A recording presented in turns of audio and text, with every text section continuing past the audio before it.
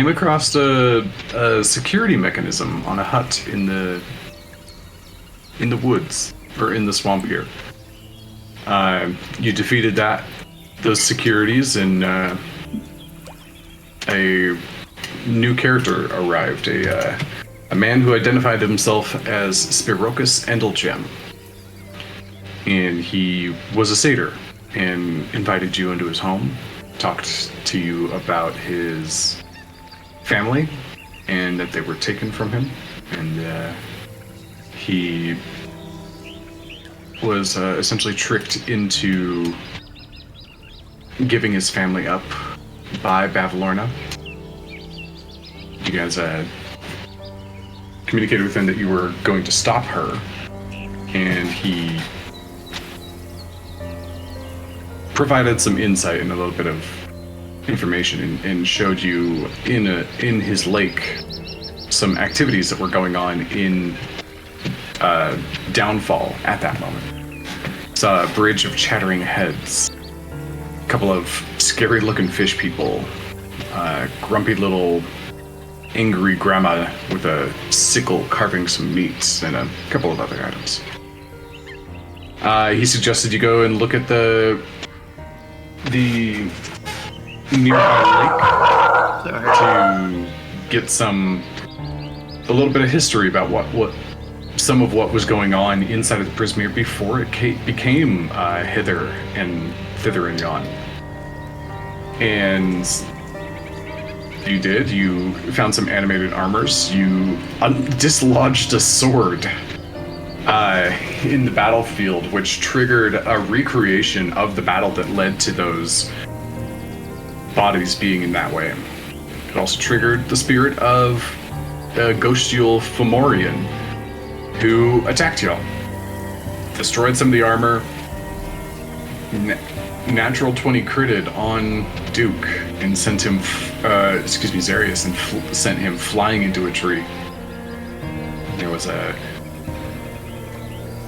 valiant series of efforts by Moose to revive him, and when all seemed lost, he seemed to get a little bit of help from somewhere else. Successfully stabilized Zarius, although his wings are still broken and damaged, and you took him back to Spirokus's hut. Anything else you guys want to add? Did we take a long rest from last session, or no? No. You guys had just arrived to the house.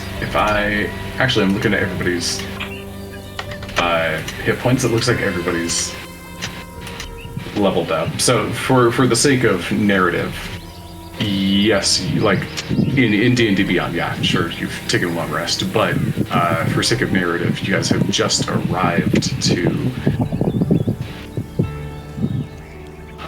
you have just arrived at Spirokus' house. Hey Duke, we're getting a bunch of wind feedback from you.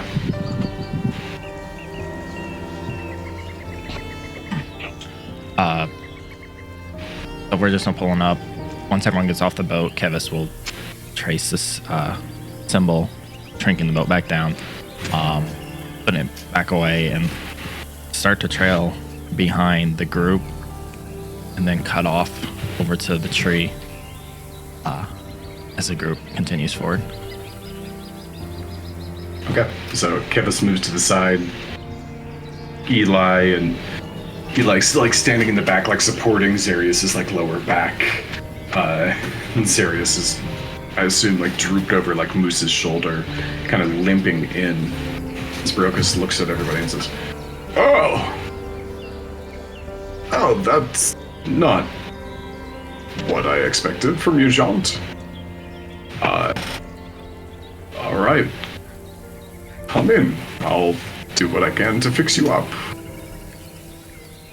And he enters into the house and begins rummaging around and things, and he goes up the stairs to the right where the beddings are, and begins to prepare one that Zarius can lay down in.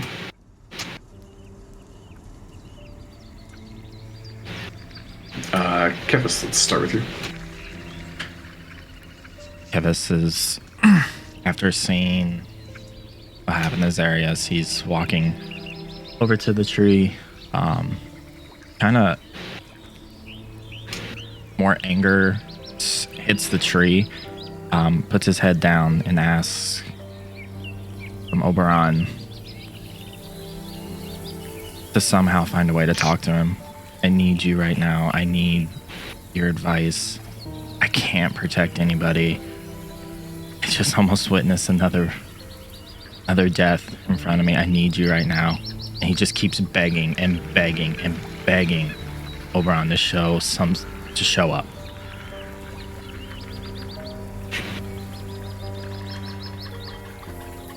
Roll a D100 for me.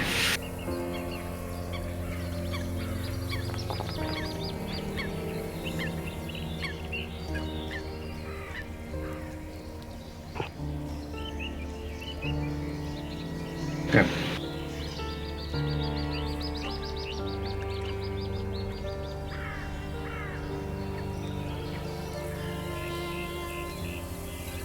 Oberon himself doesn't show.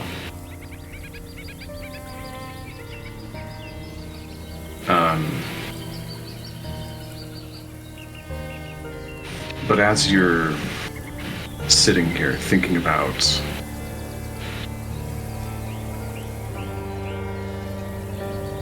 what would Oberon do, what would he say? And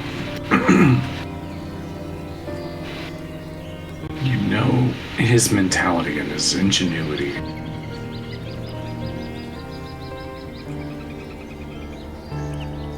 And there's something in the way that he would communicate to you. You start to mimic that in your own head.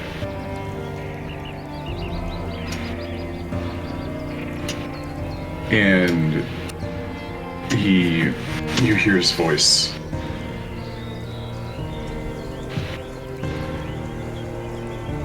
From like a lesson from long ago kind of re-enter your head. What does it actually mean to protect?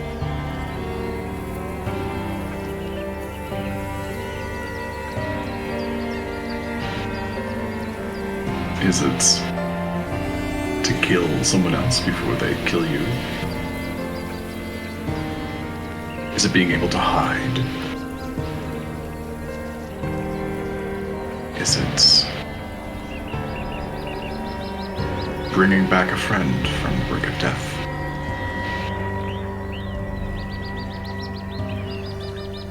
There are many variations of protection.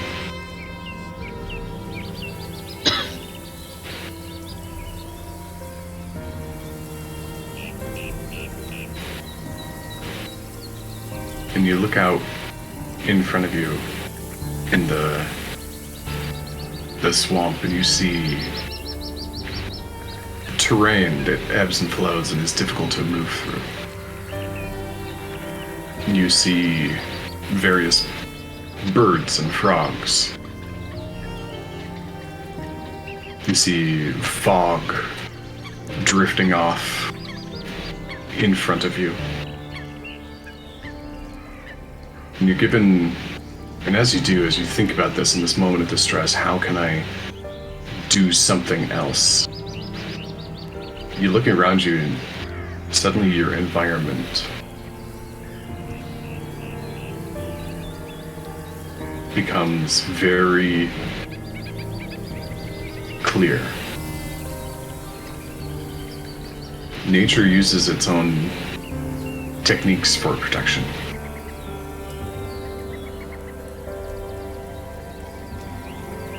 And that hypothetical voice from Oberon kind of just begins to fade. Interesting.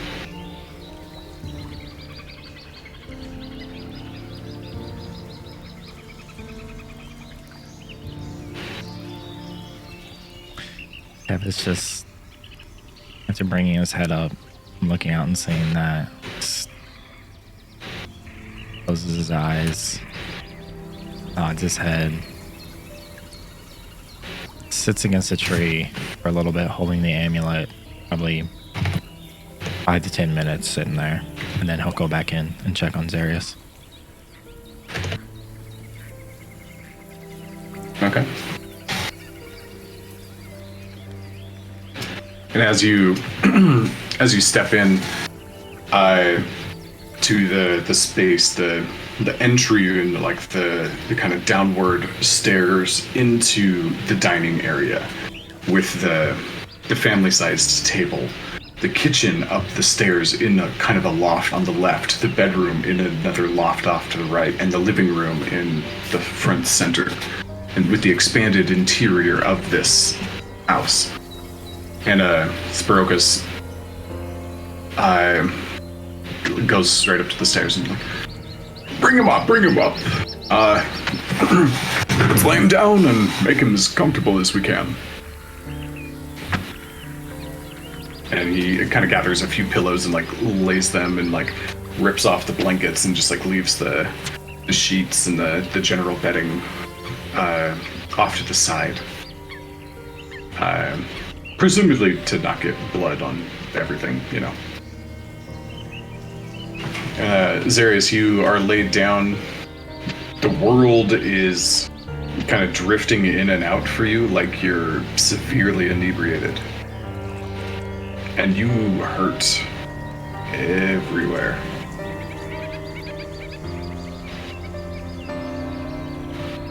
Anything you guys want to say?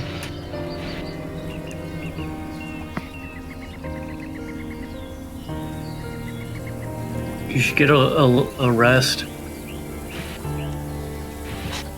Darius, that was close. Duke, we got no audio on you if you're talking. I'm just sitting there. He's just so inside of his head with the pain. Yeah. Sounds good.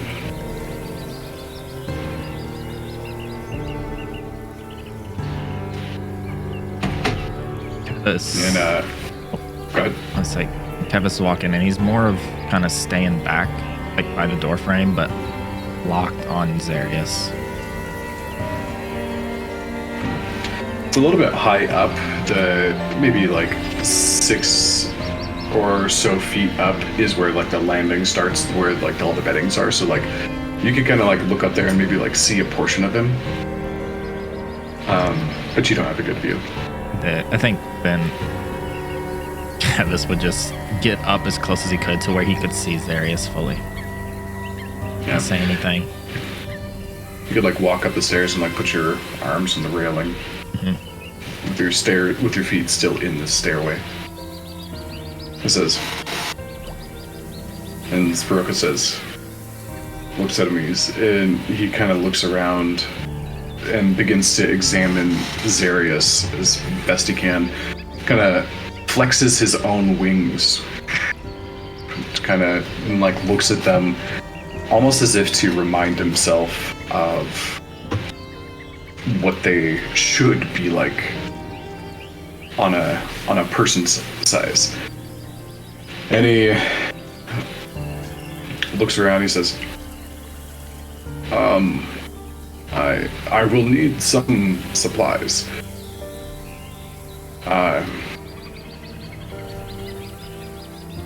Over there, in the kitchen, not directly behind the stove, but off to the left, there's my alchemical and healing salves and ingredients. Would you, whichever one of you knows plants and such, please, would you go give me the following? And he starts listing off several different things. And sorry, I should have pulled this up earlier.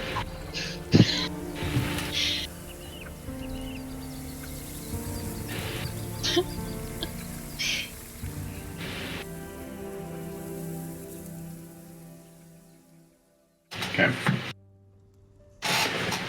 And he says, I'll need some sphancum moss. It's a kind of a thick yellow-green layer of like peat grass. I'll need some vervian. They're kind of elegant violet flowers with a bit of a spiky branch and a wooden stem, and finally some willow, a little bit of a twisted, small trunk of a tree with little pink blossoms on the side. Go get me those. Give me a mortar and pestle, as well as a bit of spirits, please. And by the time he's done talking, he kind of recognizes that Kev is the one that understood any of that. I mean, I feel like Pinky might know the flower stuff, but that's about it. Right. And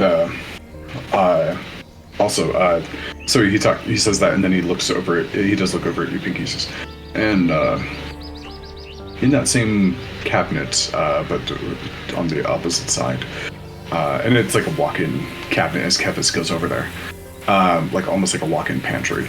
He says, we will need several strings and needles for sutures, as well as some bandages. Would you please acquire those?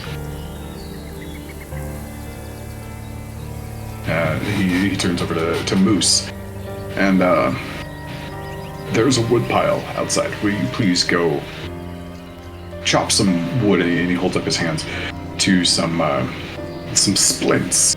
We will need maybe a dozen or so. Got it. Thank you all. And you, he gestures to Eli. Would you be my helper? Well, yeah, obviously. I know you guys all set about your various tasks. Moose, roll a strength check. Or not? Yeah, strength check.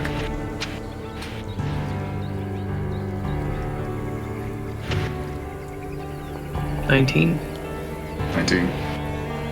Feels good to swing a weapon and make something break. Get a little bit of blood flowing in your muscles.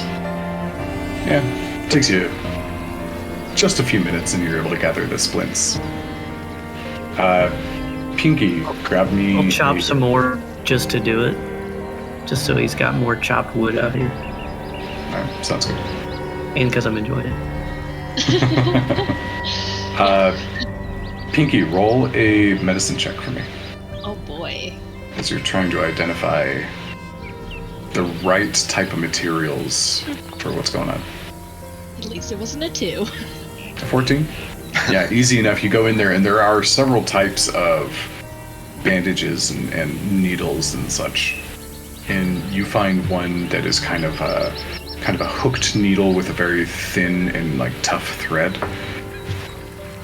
And you're able to grab some thick, absorbent-looking bandages. And Kevis, give me an herbalism check. Or nature check. 15. 15, yeah. This is, as soon as he describes it, he's like, oh, okay, yeah, that makes sense. Like, it wasn't, you're not native to swampland, but some of this stuff grows in like marshy areas where there are lakes inside of your forest that you grew up in and stuff like that. So, you're pretty familiar. You gather it all.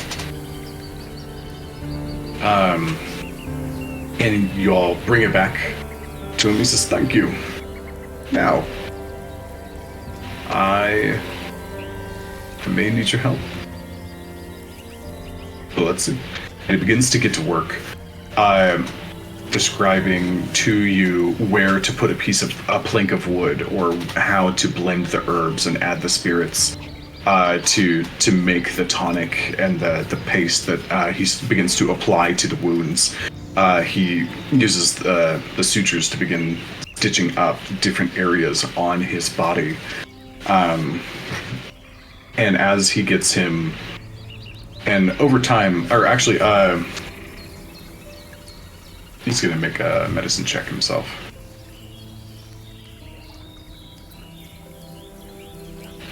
And because you guys are helping him, he's gonna do it at advantage. Okay, cool. It's a 19. Does a pretty good job. Takes you guys about an hour and a half to kind of like handle things in a good way. And Zarius, you're given a bit of the spirits before they're mixed in to kind of numb the pain. It kind of like makes you drift even harder. Right, and as he's drifting, as the pain goes out, as he's drifting, you just think about the line between life and death. Mm-hmm. And he's just focusing on that. And then but a life, a will to live. Yeah. Absolutely. That's what he's thinking about as he's going in and out. Yeah. And Spirokus looks at everybody and says, magic can do quite a bit. Magic is not perfect by any means. Oftentimes, if one tries to repair something physically damaged with magic from a completely destroyed state, it is incapable of identifying how it should have been. And you guys look at Zarius, and he's got splints and like stitches and like bloodied gauze like all over him. And some of the gauze is like seeping through with like green and purple paste that he made. He says, "Thank you. We've done what we can for him physically. He is closer to his natural state than he was previously. Now, magic will have a better chance. Does anybody have any ability for healing at this moment?"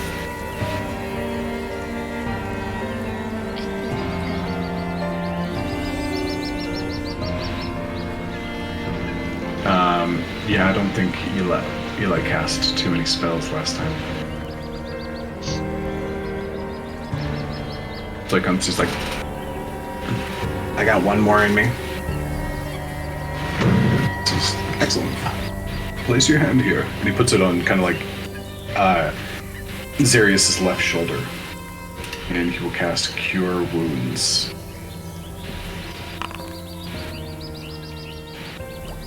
For 16 points of healing.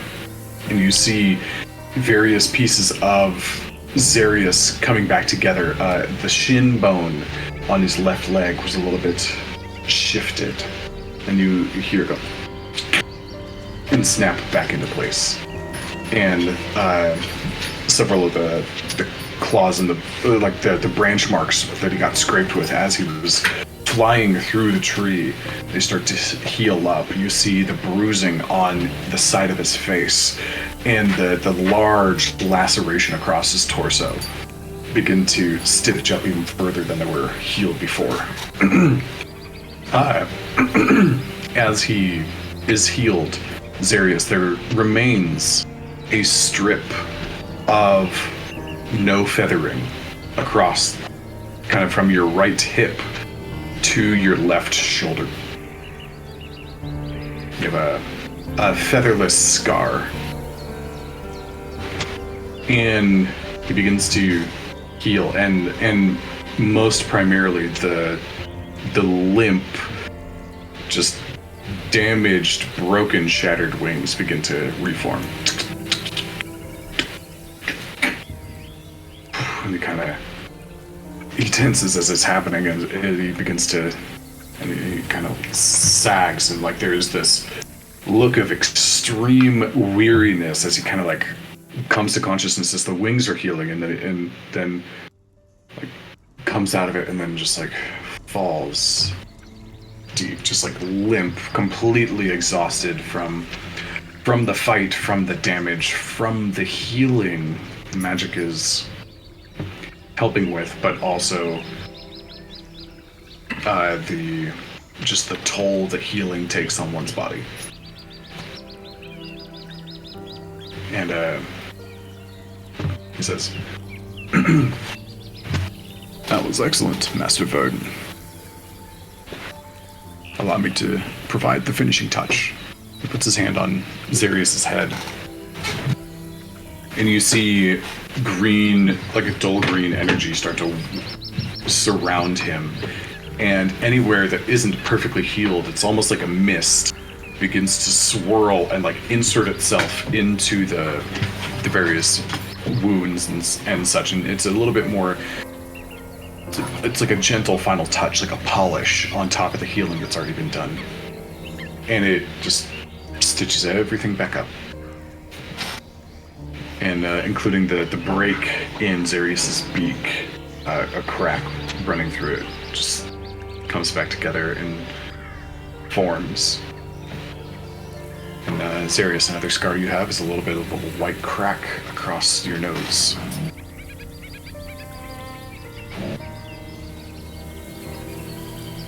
Alrighty. And Xerius, you are fully healed, but your wings are not strong yet. It's like it's almost as if you've been in a hospital bed and you've been atrophied for a while.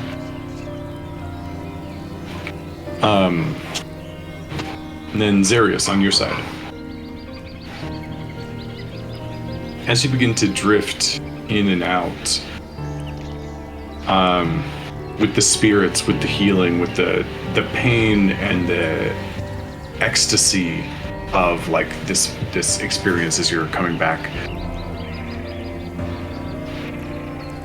you find yourself standing in the air. Your wings aren't even flapping. You see mountains around you. Just the peaks coming through dense cloud cover. And just below you, a sea of white clouds, occasional dark patches that look a little bit stormy. And you see overhead a collection of Aarakocra flying and just like turning to each other and just chattering, talking about whatever it is they're talking about. And you see the trees, a little bit bonsai-esque, growing out of it's like bonsai but on a larger scale, growing out of the side of the cliffs. And you turn around and you see a very familiar temple.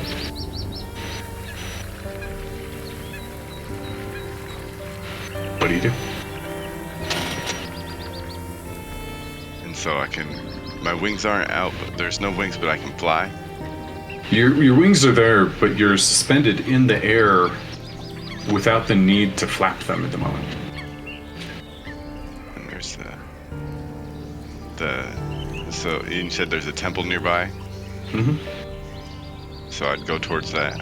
I'd will myself towards the temple. Yeah. You kind of begin to float down. Almost, there's this kind of wispy feeling of air, like thick air flowing by you. A little bit like you're submerged in water. But there's no wetness or anything. It's just dense air. And you come and settle down on the landing itself. It's a kind of a temple with in the background in a large stone jutting that comes out in front. And you land on it, as you have done hundreds of times before.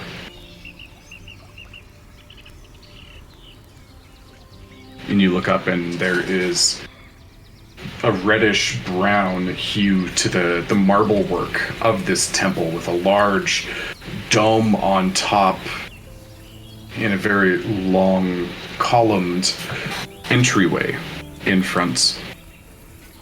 You know that the one on the left goes out and is essentially the dojo. The one on the right is meditation chambers. Going deeper in, will reach the living quarters and various other activities. Where would you like to go? I'd like to go into the dojo and see if I can find my master if he's in there. Okay. You begin to walk, and as you walk, there's that quality of water once again. But not wet, just kind of reminds you that way. As you step, there's a little ripple in the air that travels out from your feet. It's kind of odd, but you quickly get used to it. You move down the temple, and there are sounds of bells and chanting and prayer nearby. And strangely, everything is gone. Like, there's nobody else there at the moment.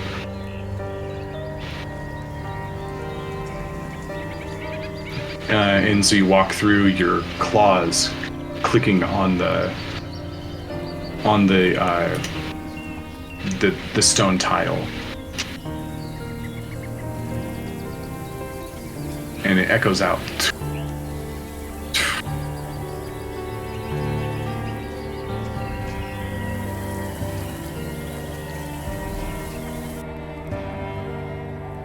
And you go through, the hallway is eerily empty. You begin to walk, you continue to walk, and it splits off into several different corridors, each one becoming their own dojo. Some of them outside, some of them inside. You go to your preferred one, and it's empty. There's a pool kind of in the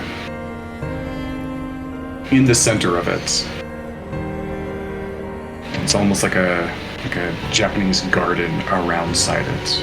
Various platforms and things that you could stand on, or sand pits to meditate nearby, dummies to strike, weapons on the wall. And nobody else is in there at the moment.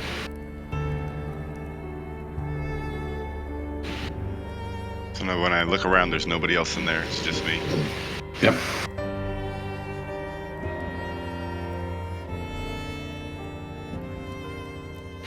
Can I call for him? Call out his name? Yeah.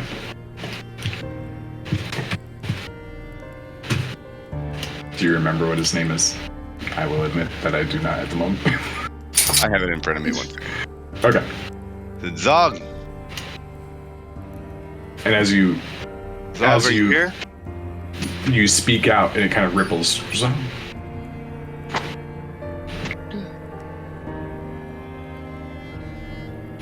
And he says, I was always here. And he's behind you.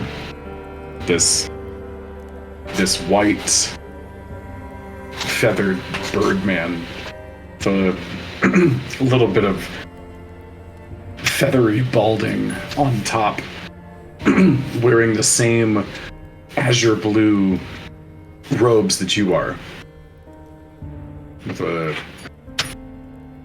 with some black speckling around like the corners of his eyes and like at the base of his beak.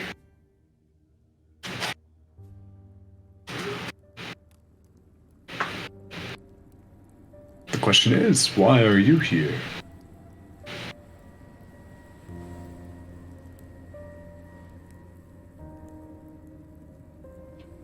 Not getting audio from you. Oh, hold on. It's like, I was gonna ask you how I was here. I don't really know how I got here.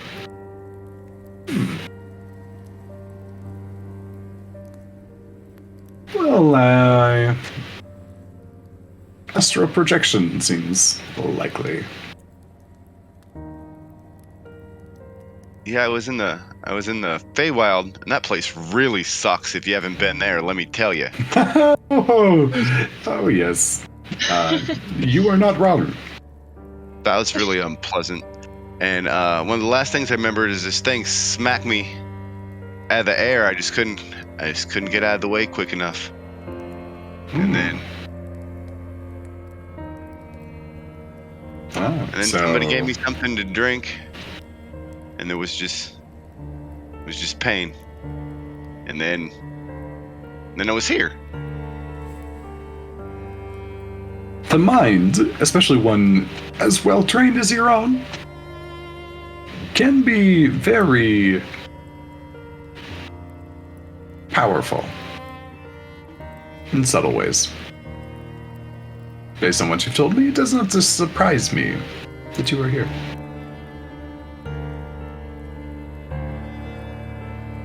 Well, not gonna lie, Master, surprised the hell out of me.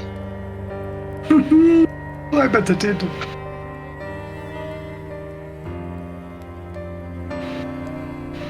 I feel, Why am I? I feel that is not the question you want to ask. What is it that you truly want to say?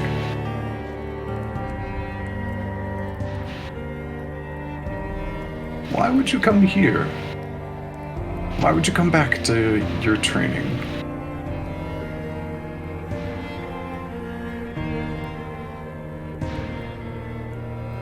Why would I come back? Yes. You left for a reason. Why would you come back now, of all times?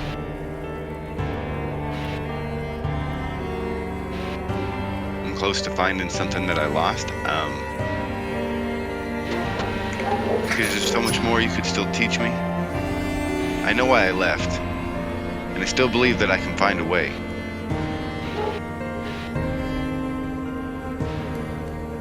What does that reason...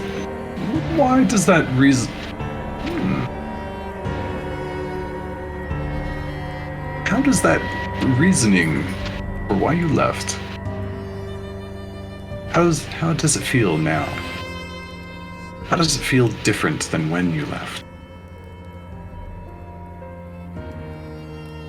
Have your experiences shaped it at all? Say that one more time, Morgan. Have your experiences shaped your reasoning at all since you left? I feel like just being on the brink of it, that I feel like I'm almost about to have having a breakthrough of where I could extend it. To prevent it, one must experience it for themselves.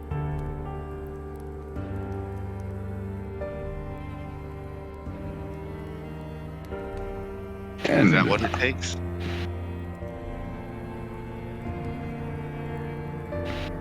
You just need to experience more of it?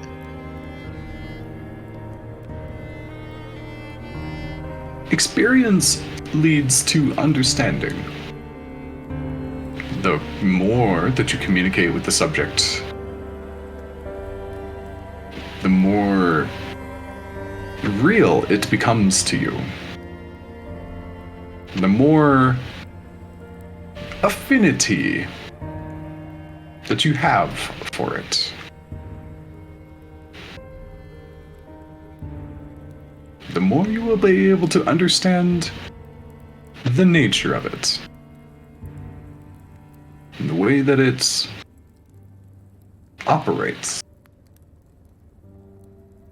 Once you understand it, it is likely that you will be able to do something about it. None of us have attempted such a feat, and we have never sought to understand it as you seek. So, that is likely why it's never been done before.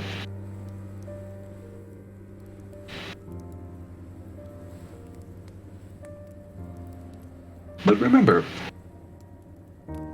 it's all a balance.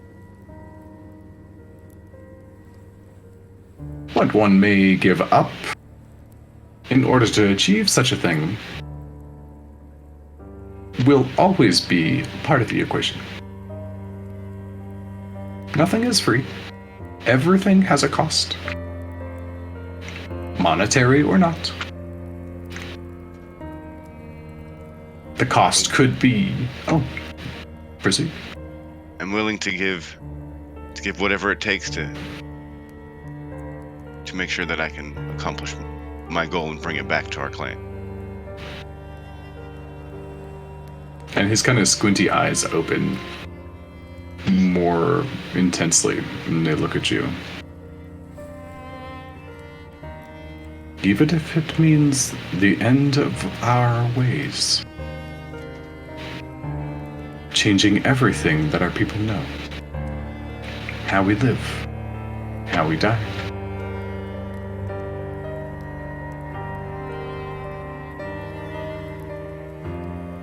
Wouldn't it be worth it? It's just not fair, Master. It's not.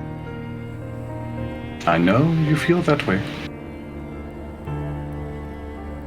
It is not my same feelings. My life has been very well rich and by my experiences.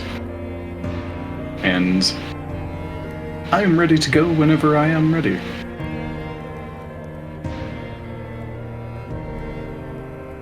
That does not mean I do not support what you are doing. The gathering of new knowledge is tantamount to everything we do. But every time we've gathered new knowledge, there is always a price. So, would it be worth it?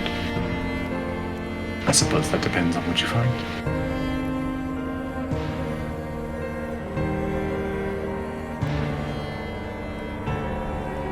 I won't stop looking. His squintiness returns. I expect not. Remember, one cannot have life without death. Death cannot be had without life. The two are inexorably combined. It is impossible to separate them.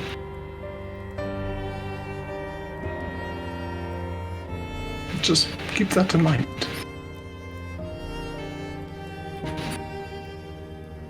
If the balance deserves to be shifted, it can be shifted. But one is not inherently evil either. One is not inherently good.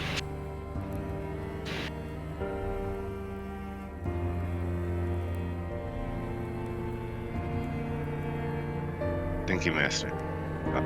I'll always remember that. Even if you don't, you've obliged an old man in talking about whatever comes to his mind. Thank you, student.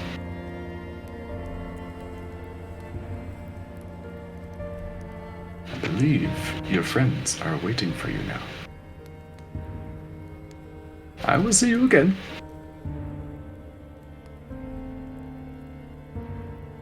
Good luck, Zarius. Thank you, Master. Always welcome. And he just kind of is just kind of sitting there, just begins to fade into into the background, just like becoming more and more and more transparent until he's gone.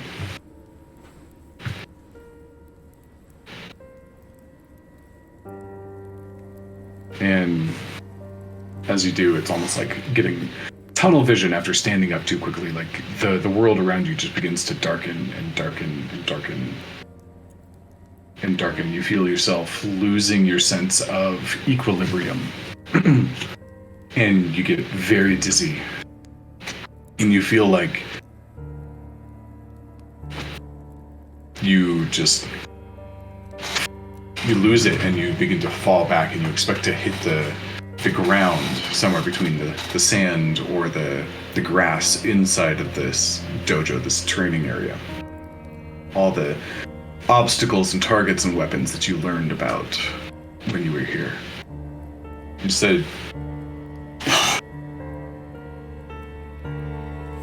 you feel a bed embrace your back instead of the ground.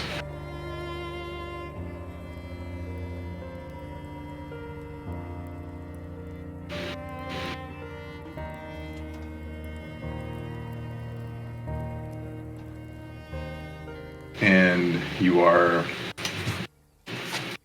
back in the hut. Not sure how you got here. You can open your eyes and look up, and you've seen this ceiling before.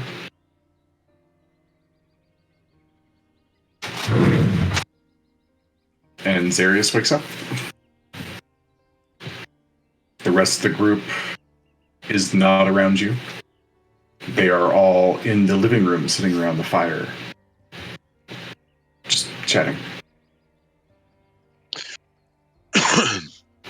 All of them with am I able to get out of the bed? You are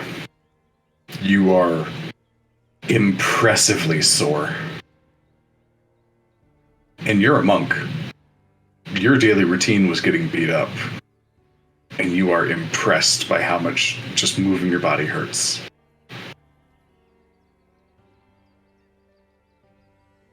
And my wings are still in bandages? Yep. How do they feel?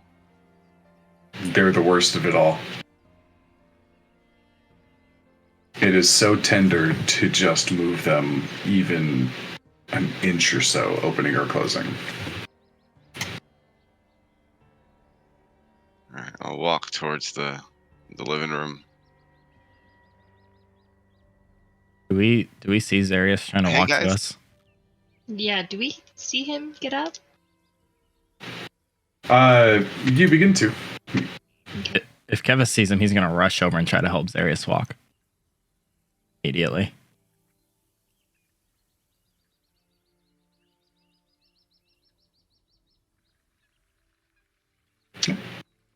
Getting down. And Spirokus stands up and says, "Allow me to get you some tea." And he goes up and gets some and brings it back moments later. It's this time around, it's not that red, mossy, vanilla and bean smelling tea. This one is more like a blue petal, and it has kind of an acidic tinge to it, almost like a tart blackberry. And there's some a little bit of earthiness to it, as if there's some almost like some sort of like fermented vegetable underneath. It's very zippy, and you drink it, and it immediately has like an energetic kick to it. You are looking much better. He kind of stares at you for a moment and says, how is your trip back to us?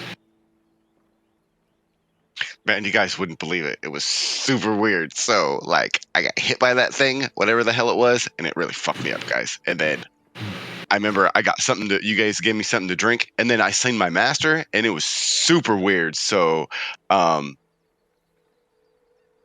and he said that I was on the right path, though, you know, like I was doing the right thing. And I don't know if you guys know, like, a lot about my culture, but like we get sent to different planes and like we learn stuff and we bring it back and we teach other people there. And so like when I almost died, like I almost had an epiphany, guys. It's crazy. I glad your experience was great, but let's not try to have that happen again anytime soon. What's an epitome? The line between life and death is just it's not that strong. It's very thin. And Sparoka says, by the way, there's no hallucinogenics in anything I gave him. This is He all. was kind of thinking like, did he spike his tea? Nope. This is all him. Kevin just chuckles and just shakes his head. Zarius is talking. Good to know. Zarius is always going to be Zarius. Yeah, I don't recommend getting hit out of the air with the club. It really hurt. Don't. Yeah, that was crazy. Oh, you got hit with a spear, by the way. A spear. Oh, okay. Mm-hmm. You have you have that spear now, I think. And Zarius, you look behind you, and like up against like just the wall, like leaning next to like the dining area, there is a spear that you are not familiar with. Which one's yours, bud? For real? For real. Mm-hmm. You should get some armor or something too. I can't wear armor. I should get some armor. Why aren't we all wearing armor? This place is crazy. Kevis grabs his tunic that he's wearing and just looks at Moose. Yeah, pretty much like just very light armor. Like it doesn't really work, and then since my wings are still in cast, they're like these don't work really well with it. Just like turn a little bit so we can see them, since I don't want to move them. Maybe Moose, something custom. do your wings work super great with armor? If you get the right armor, I've seen lots of they've seen flyers, I think, with them with armor.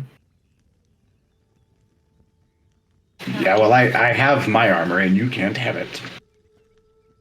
I don't He want just like starts like clutching his keys. Oh damn! I don't think that armor. Yeah, that's a give us fly. no. But Yeah, And that's a I spear don't that know. killed This me. place is Killed me. crazy. yeah. You actually see your own blood on it. Whoa! Yeah. Whoa. So I'd like to take the spear that I have off my back, my regular spear. Mm-hmm. Oh, right. I don't think it's on your back right now. I think you're probably using it more not like on a my back, cane. yeah. Then I'll take that one in its place. Yeah, and use it as like a cane. That's right. And you grab it, and you immediately begin to feel almost like a tingling in your fingers from it. It stings. Not terribly so, especially not compared to everything else that's going on with your body right now.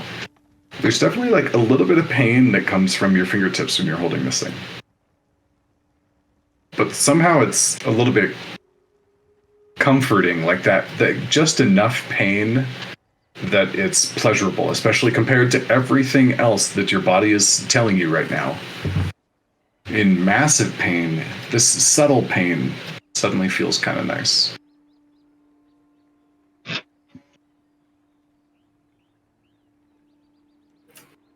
Alrighty. I just like to look at it, look at my blood on the tip of it. Yeah. You notice that the fuller on the tip of the spear, the kind of like carved out line in the center, it's odd that there's essentially like a rounded space in the tip of it. Usually with spears, roll a history check for me, actually. Maybe we should have checked that spear and make sure it wasn't cursed before we just handed it to him. Maybe. 8. It's weird that this one has a circle instead of just a straight line. Well, gonna sleep with one eye open. Well, thanks, guys. I love it. It's super cool. Glad you like it, bud. To the victor gets spoiled or something? What you said at one time? And Moose, I remember you.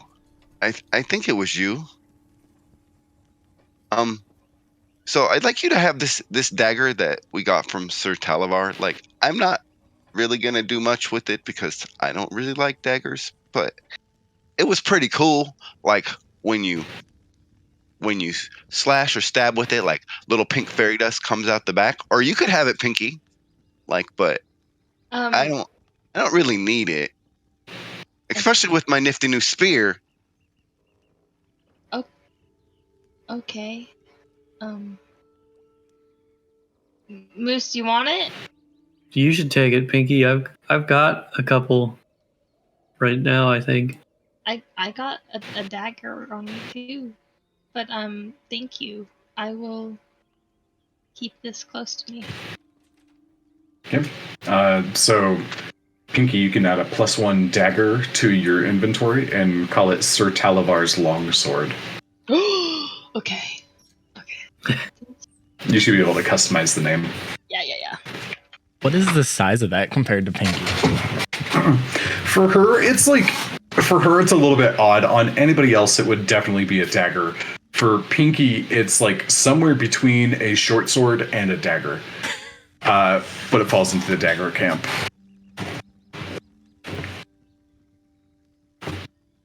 Giving the small children knives.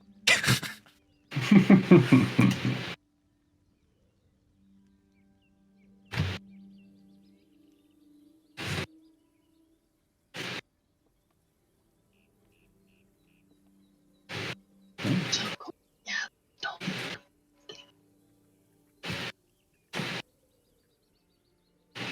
And Sprocus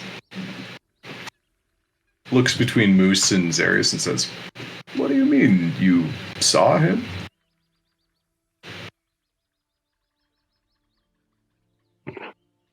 Yeah, like when after I got hit. I don't know. There's a lot going on. I remember I got hit, and then I think it was him. It could have been somebody else, but I don't know. I thought I saw him, and he helped me. Yeah, I did what I could to bring you back. Keep you with us here. I don't like doing that, honestly. People are usually weird afterwards, but you guys have been pretty cool. How did you bring him back? Well, ever since I was born, I could just do some stuff. And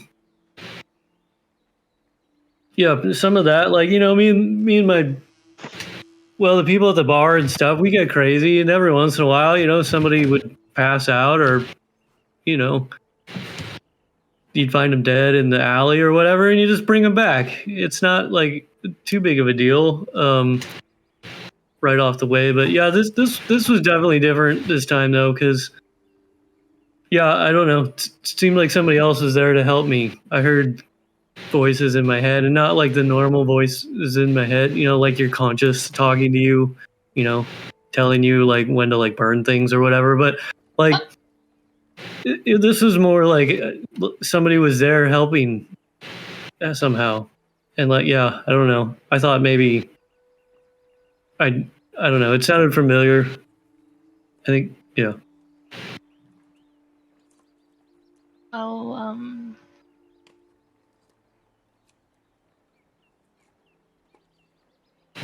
thankful But we're that- glad you're here, Z. We're glad you're here too, Bane or Moose. Yeah, this place is crazy. I wouldn't want to go looking for my book without you guys. Yeah. That's the Feywilds for ya.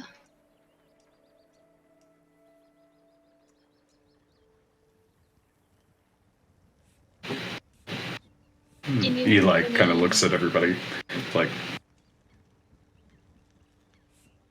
I mean, we're talking about a book. Like, it's like being here even still worth it for you guys.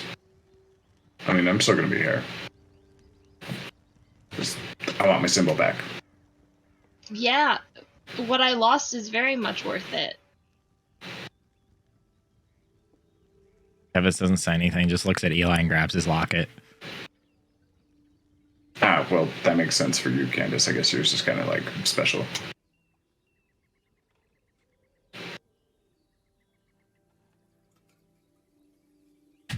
Well, it's worth it to me. I mean, I would like to not be loud one day. Maybe if I wanted to, it would be pretty cool, I guess, for like if you wanted to be not quiet, because it's kind of hard to sneak up on things when you can't be quiet. Yeah.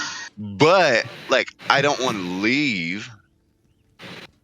Like, I think it's important that we find all your stuff, and then maybe one day we can go somewhere cool. Like, I can take you guys to like the elemental plane of air. Like, that's a pretty cool place.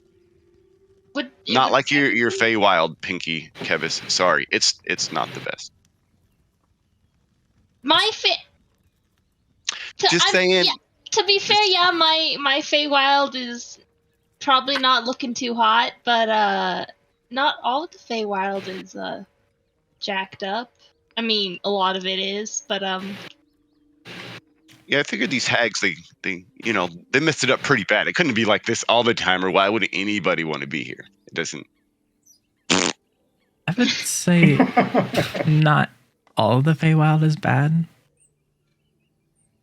Zeris, why don't we make a deal? We get through this. If someone wants to cooperate and actually talk back to me, I could take you to Oberon's court. I think you would enjoy that.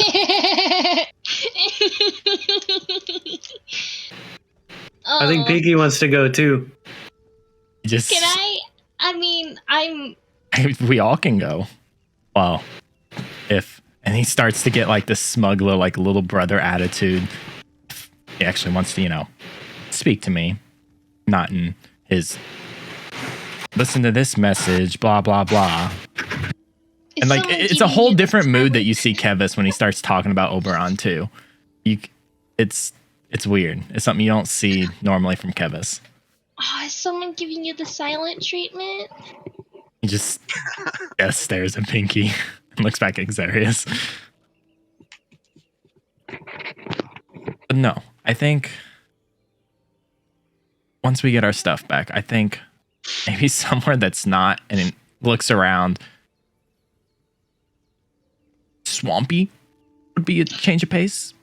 I would like to get out of this swamp as fast as we can. I gotta think, Eli, kind of like, aren't you kind of at home in this area? Moose of. Didn't he say he grew up near the swamps? No, man, I grew up in a temple. Oh. Like in a building? Just A temple that was in the swamp? Is it like No. a foggy temple? No, where is any of this coming from? Because Because Moose just said. I just thought you had said, but maybe. Yeah, well, all of us know not to listen to Moose's wild theories, right? Got it. So you guys grew up inside of temples, and you grew up inside of a court, and you grew up in a carnival.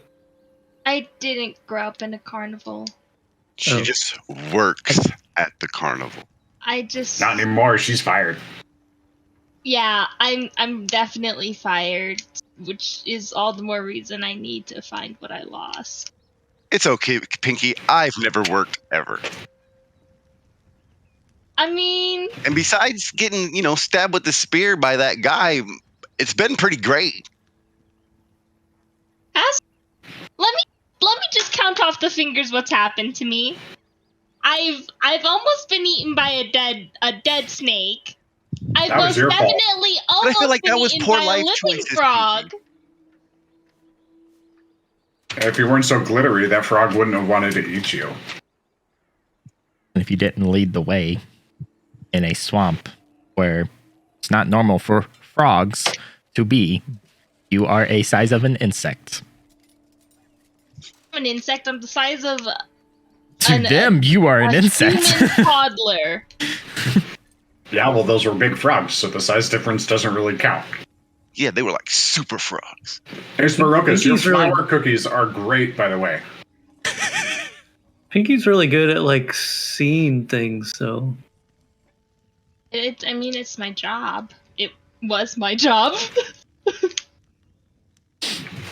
yeah, you're good at finding stuff. You should, yeah, Except you'll definitely employment. be helpful. Well, yeah, Yeah, maybe if I get back to my Feywild, I can sort something out or something. Get back to my area of the woods. Or maybe you just find enough money and then you can retire. Where am I going to retire to? With enough I money, don't know. anywhere you want. Yeah, Pinky, where do you want to retire to? I would like to go back home. Do you need So a lot of money? In the Feywild, do you need a lot of money? I need a Right. miracle is what I need. But I don't think any of you guys can pull that off. Hey, I don't know. Moose actually can perform miracles, I guess. Okay, maybe Moose can perform a miracle, but not like that kind. I don't think. I don't think you can perform the kind of miracle that I need. What sort of miracle do you need, my dear?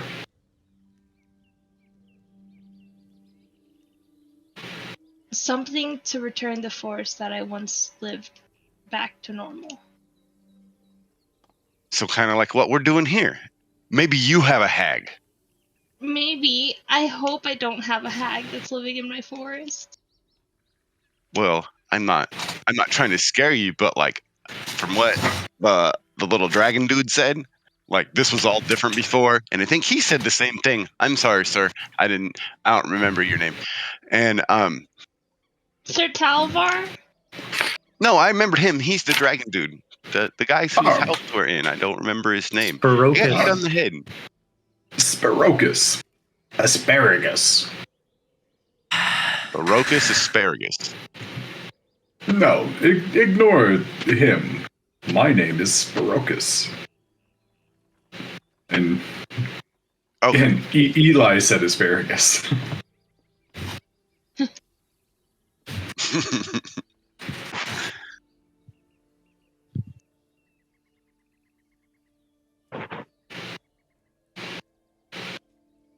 So, So what is the plan? Isn't the plan to go like? I don't. Clockwise around some hag, or witch, or whatever you want to call her. Bavlorna. Bavlorna. evil And then- is my preferred moniker. Yep, we Right. go around her Not wrong. But clockwise, and then didn't we he pull say off that her if legs. we killed and her cook first, that then all of the stuff that she has that's ours will be lost forever? If we what? If we killed her first before we got it back? Hypothetically. if she's hidden at some place that she's the only one that knows where it is. But then you may never find it. Oh, what a Now, I don't really care about being quiet, guys. It doesn't really bother me. But I'm assuming, like, the things that you lost are all important to you. Yeah, And I don't know if she has them all, but I know she has mine. I I'm mean, really good at finding things though, so maybe I could find them. there's something of the principle of it. And I'm not usually a principal kind of guy. I don't like having to go see the principal. Although I was homeschooled or I was private schooled, but it was a private school. My mom wouldn't tell me where it was.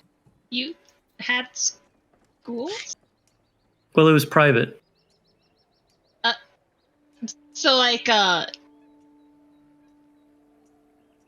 only you school? I don't know. Like it was a private school, and like I wasn't, because it was private, they wouldn't tell me where it was. Oh. Was it just you? Yeah, was it like just only you in that school who was there, or were there other people? Well, I think what he's saying is that he didn't actually get to attend because it was secret. Yeah, it was a private school. So you just didn't go to school? Oh my god, this explains everything. I mean, did you guys ever go to school?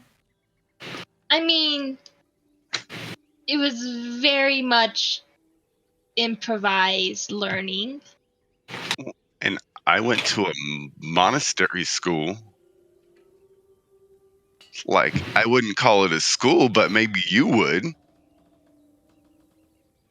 And I lived with other monks. Why? Kevin, did you go to school? No. Okay. I lived in the woods. I mean, so did I! Oh, So I've done that a where lot do you too, think though. my school would be?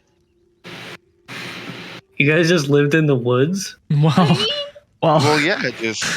I lived in How a many cabin. Birdmen have you seen? I also didn't live in the Feywild my entire Yeah, life. my woods is definitely Wait, better what? version of normal woods. Just gonna tell you right now. You didn't live in the Feywild? I thought that's where you got the crown of the thing on your head. That is your head? The antlers, right? Doesn't he have antlers? This is Duke asking. Yes. He has antlers. So So yeah, Kevis isn't that where you grabs got the him from, antlers. The Feywild? I did live in the Feywild, but I also lived in the material plane. When I was a child, I lived in the material plane. I lived in a cabin in the woods with my parents. How old are you? He's kind of how old am I? Hold on. Oh no! He's lost track of time! I'm not very old. At least for an The elf. Feywild does weird things with time, guys. Yeah. It does. It Like- really does. I'm 25.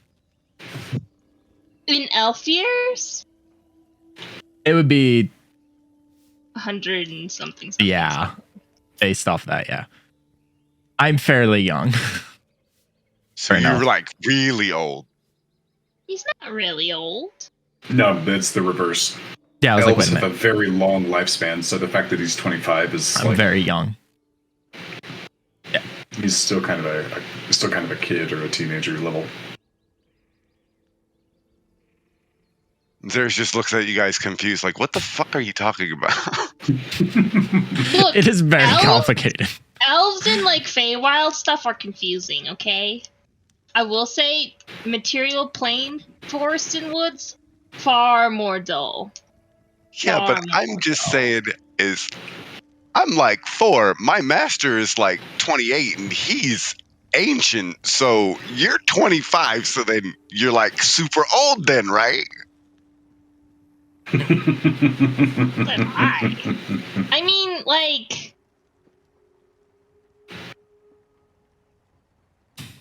23. Kevin's just like doesn't know how to respond to this because we've had this conversation. Going in loops here. Man, I'm you guys gotta. 143. Wow. Put that in your mindset. He just looks at him. Please don't get him thinking about that. He's been dead thrice. Twice. Thrice. Think of Zarius. You're young, but you're also able to live on your own. Well, yeah. To most people, you look like you're an adult, which could be the same case for me. I got all indignant. I am an adult. And so am I. See? Sorry. If I could flex these wings, I'd show you. Zarius, haven't you been an adult since you were like 2? Right. Something about, growing up too soon and kicking them out of the nest. Gotta learn to fly. One way or another, I suppose. That's I wonder right. when you guys are gonna get your horns. I'm not gonna get horns, thank you very much. Wait, I get y'all. horns? I don't Y'all might think get so. horns or some weird, funky, fey thing. I'm Yeah, fine. if you don't have Yeah, horns, from you being grow in the horns Feywild, will I get horns? You'll get something probably. Look at Brocus has horns. I was born with mine. Y'all will end up like Kevis over here. A little bit Yeah. slightly changed by the Fey world's magic. That is Bitter that and is green? very real. And then My wings, I was not born with. They are my gift from the Feywild. Oh, that's cool. it could be anything. So it can be something useful, unlike your horns. Can you fly with your wings, Brocus? It looks very sad. Like a look of No, kitty. kind of defeat and memory comes across his face. This is what reason would I have to fly when the air beneath my wings has been taken?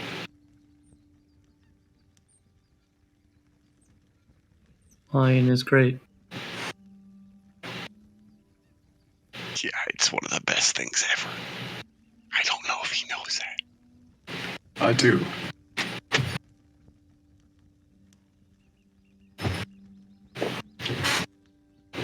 It is.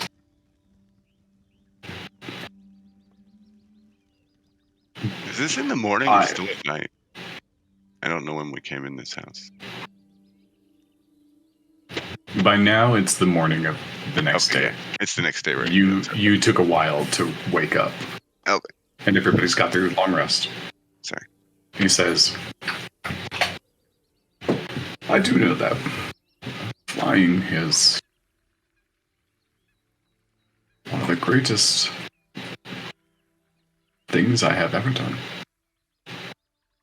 And he closes his eyes, and you just see him pulling back. Hey! He's here. The man with the nothing burger has returned. Yeah. He joins sorry. in a very depressing moment. Yeah. Sorry, guys. It's all good. They're all good. Yep. And he says, you see Spirocus go back, and like he's reliving something that he's done previously. Being stuck on the ground and then just launching off and using the muscles in my back, hair in my wind and face and beard, rolling off my horns. And the smells above the treetops of pine and dew, sunshine.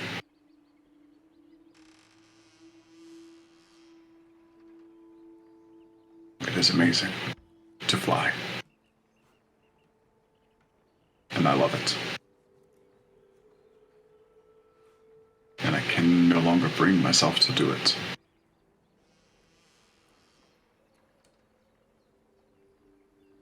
I allowed my family to be taken from me.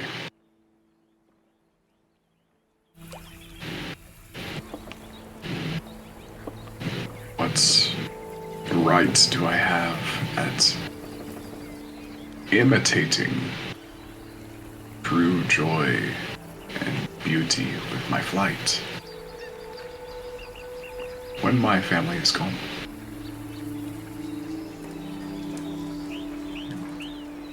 We gotta fix this.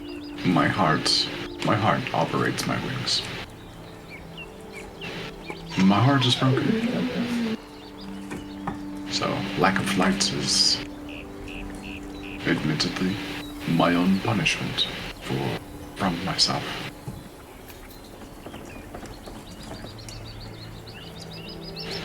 I really do get it. When you've lost everything that made you who you are. But I think I've come to realize that they wouldn't want that from you. They wouldn't want you to suffer and punish yourself over something that you did. Kevis looks at Pinky. She says that. I expect you you're right, looking my for? dear. Just looking at me? Okay, cool. I expect you're right. I just can't quite convince myself of that fact yet. Maybe someday. Hopefully, one day you'll find it in yourself to forgive yourself for what has happened.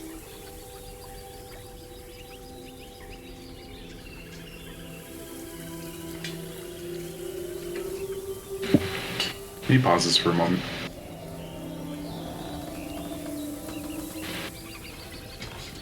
Maybe someday. But today, I know what I did. It was my responsibility to keep them safe, and I failed.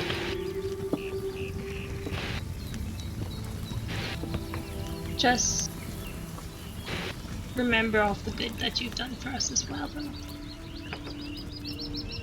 And all the good that you can do for everyone else. There's a smile that tugs at the corner of his mouth. He says, well,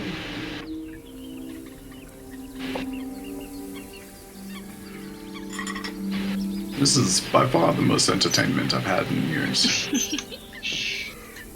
And almost a smile reaches his face. Says, I will admit it is good to be around people once more. Thank you for your company. Thank you for your help. Anything you need, just ask.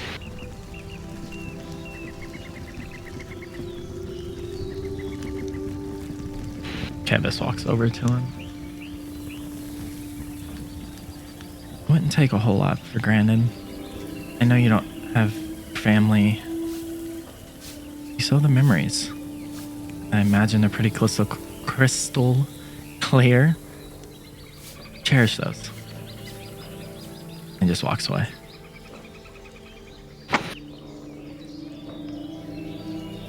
You see him contemplating that and just so slowly nodding his head.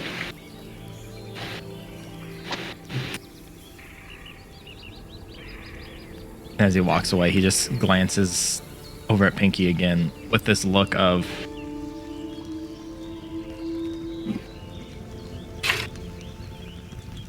realization that Pinky may have dealt with a lot of the items or feelings that Kevis has, and walks to the other side of the room.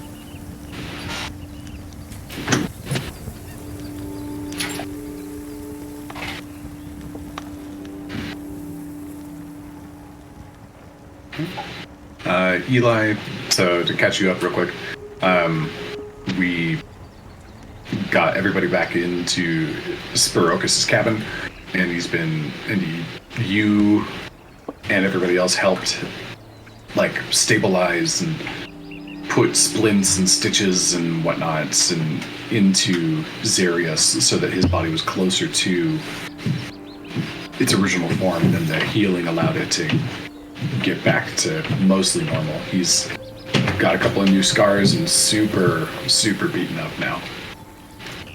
And he's very, very sore. Any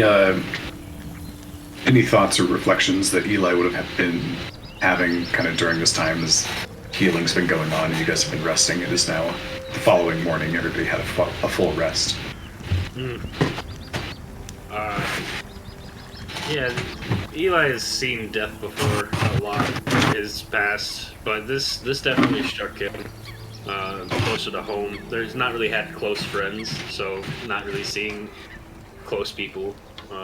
You'd have noticed he wouldn't have been paying attention, like, to most of the conversations going on. He would have been in his own thoughts, for sure.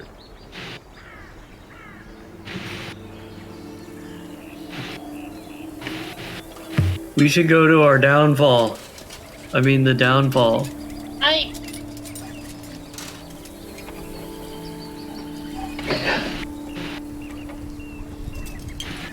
Was there more than that?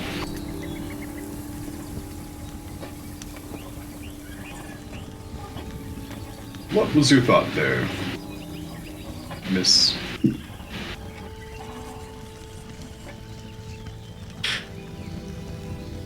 I don't think he had one. Lily, did you have a thought there? What? About the downfall thing? I'm just hoping that that is not the case. Right. Okay. Maybe word that a little better.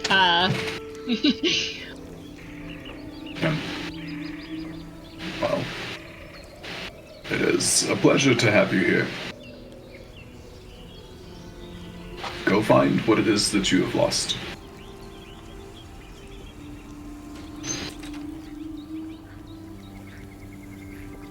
It's very distant for a second. You see some tears building up in his eyes, but not quite willing to fall.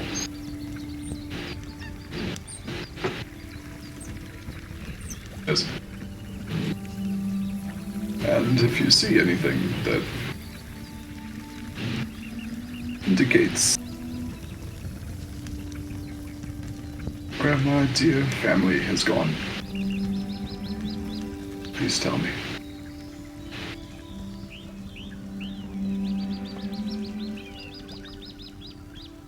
Will do.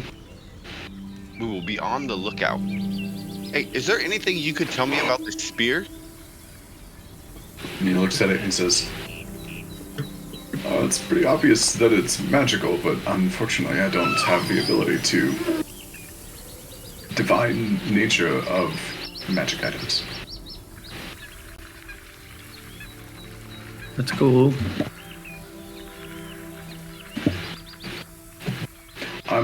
Magic spear. And you didn't actually, we didn't actually talk about this yet, but what happened? I've been to that lake a dozen times, and I've never come back cut in half. It might have just been our bad fortune, or we might have destroyed a monument. So when we got there, we started controlling the suits of armor on the ground. They stood up and were doing what we were doing. So yes, hilarious, isn't it? Naturally, we made them fight. Naturally. And my children have done that several times. And then our next thought was take the suits of armor and pull the sword out of the ground. Your thought. It was not my thought. Was it Moose's? Oh. Yeah, it was a big sword. It was. And then when we pulled the sword out of the ground, we were attacked by a giant. The fucking giant came out and beat us to shit. Us like pulling that sword out of the rock just reminded me of those people who were like tipping over those stacked rock monuments. Oh, right. I'm like, are there gonna be repercussions to our actions? But what? I mean, it was just a big sword in the ground. It was a monument. Was the giant hideously deformed? Yes. Yeah. A Fomorian. Yes. You know What? much about them? I know the history. The elves and a previously handsome race of giants who turned on the Feywild, tried to control it, and the varying types of elves gathered together to oppose them and ultimately won the war by cursing them, ridding them of their gorgeous demeanors and bright minds, and replacing them with hideous malfections. And they just continue to hate us. The battles, I suppose the war continues. However, the main campaign was thwarted. That is the history I was intending for you to gather there. I did not realize that there was one of these giants still alive. That was rather impressive. I'm not sure if it was still alive. Oh, It seems spiritual in nature, correct? Right? Would you guys agree with that? Oh. Yeah. Spirit of a Fomorian. That does sound like a nasty piece of work. I'd say it was spiritual. It hit me into another plane. Really did. Punched you so hard your ancestors felt it.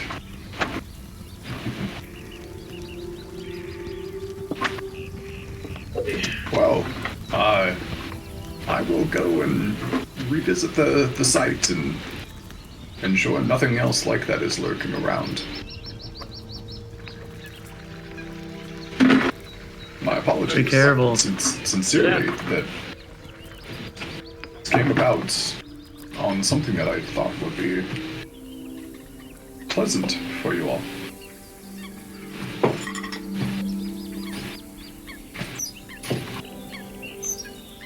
Well, before you go, is there anything else you wish to know, or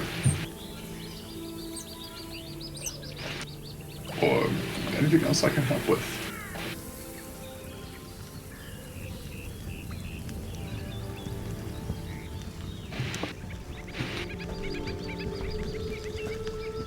No, I think I'm good. I'll go hobbling at the door. Try not to push yourself too much, Master Arius. You'll feel better in time, but give yourself the time.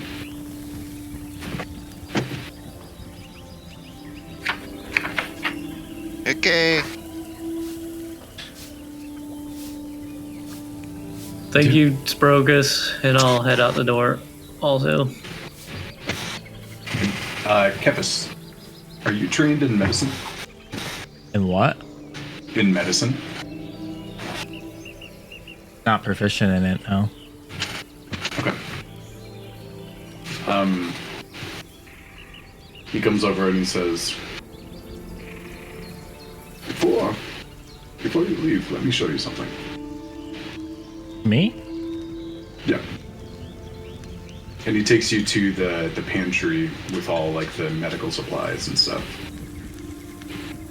And over the course of the next 30 minutes, it kind of shows you how to mix some tonics and stuff and he instructs you on how to blend these certain herbs and add the spirits, add a little bit of magic and magical energy to it, and he gives you 2 basic healing potions. Hey.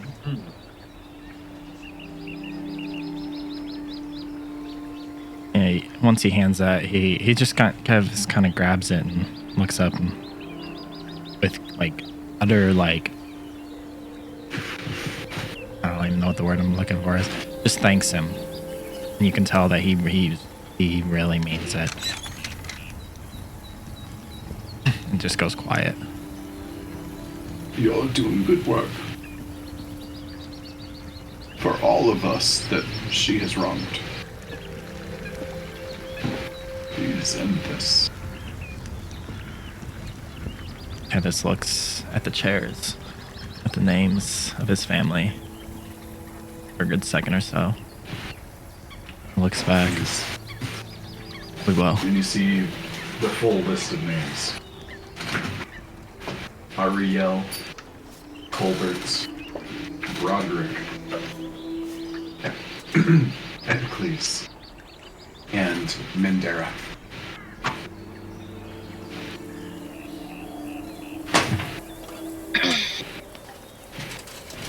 Before he goes, he's Kevis kind of stops as he puts the potions away. I understand having your world torn from you. He kind of looks back at the door. Wait, is Pinky inside or outside? She's like at the door. Okay, so Kevis looks at Pinky. I think she also understands. I think me and you are in the same boat, and I think she might have some good advice that we both should not let this cloud our judgment.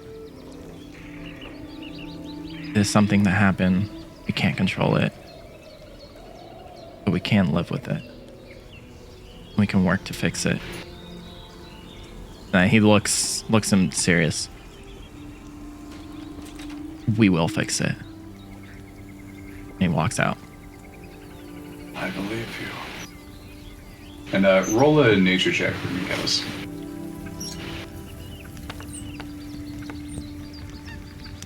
$15 again. 15.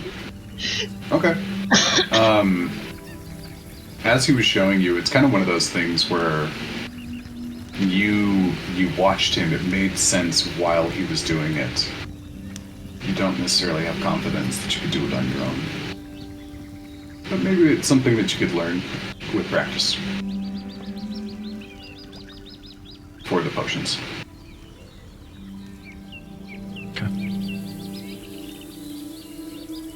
Okay. And are you guys headed towards Downfall now? Or what do you want to do?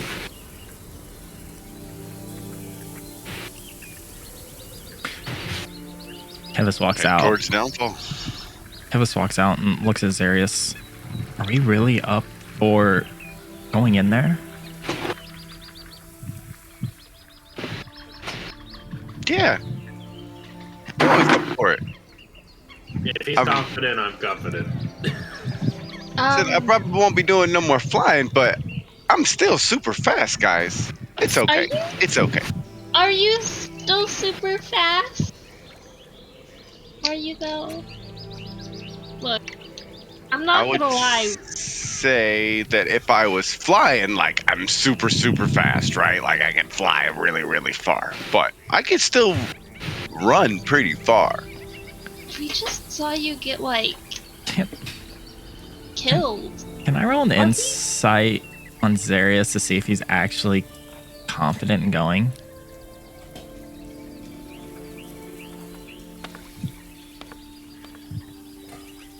$13.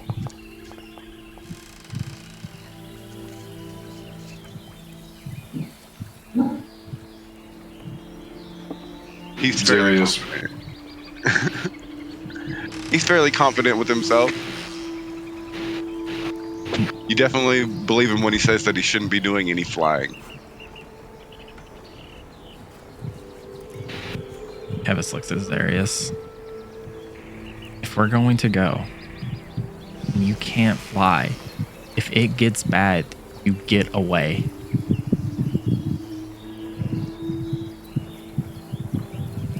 Okay. Okay. And he turns to everyone. Everybody.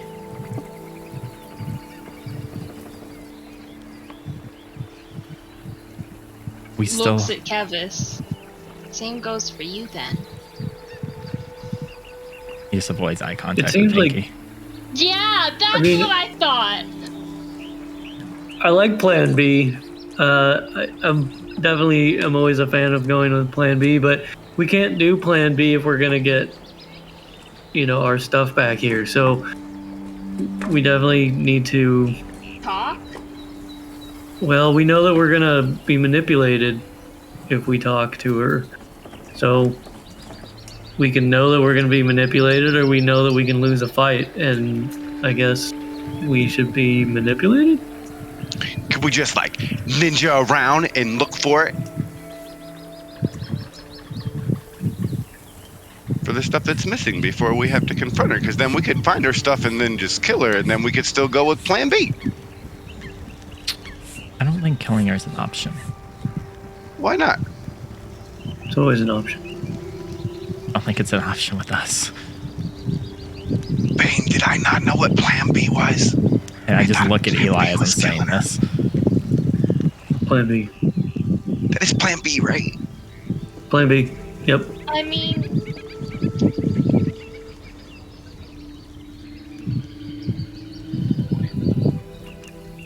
I mean, the stories that we've heard of her, I've imagined she's powerful, magic, manipulative. What says that she doesn't take control of one of us? Do we really want to have to fight each other if that's the case? Or she has tons of underlings with her, or servants, whatever it's called. couldn't we use her weakness though? It's her weakness. Going It's back. not. It's not counterclockwise. Mr. Asparagus clarified that for us. Is it? What is it? Okay. Apparently, she is allergic to rigor mortis or whatever the hell. Is that sound like some kind of plant? Withershins. Withershins? Withershins Yeah. 100% sounds like some kind of plant.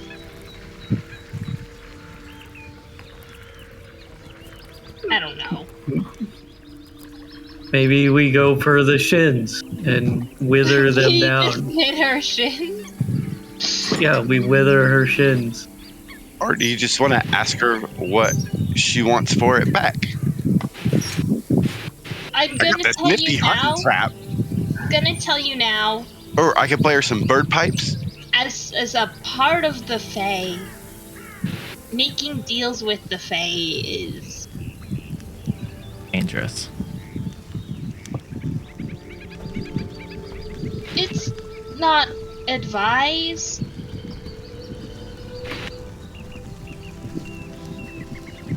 A lot of things are more dangerous than you think they are. And, Well, it's either we confront her and ask her for this stuff back, because I mean, obviously, she's gonna he's say saying no. she's like some witch, and so like we just can't kill her. Apparently, it's always on the table. Most don't work. Or we could look for the stuff. I don't. I'd say we try to figure out what Withershins are. Is the Soggy Court connected to? The dragon told me it was counterclockwise.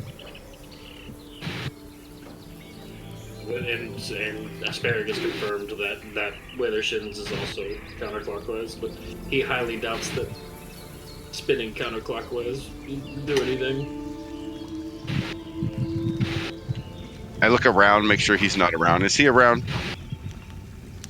No, by now I believe you guys are probably like in the boat starting to head over. He seemed like he was really depressed. Yeah, He lost his joy. yeah, it definitely dampened. So he was my like, mood. "Oh, Withershins, I'm sure that wouldn't work," but he didn't seem like the most optimistic guy. I mean, he lost a lot, so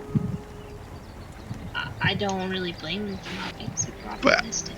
but I don't know if I want to do that because originally I had planned on like flying around her really, really fast, but now I can't. I shouldn't fly. So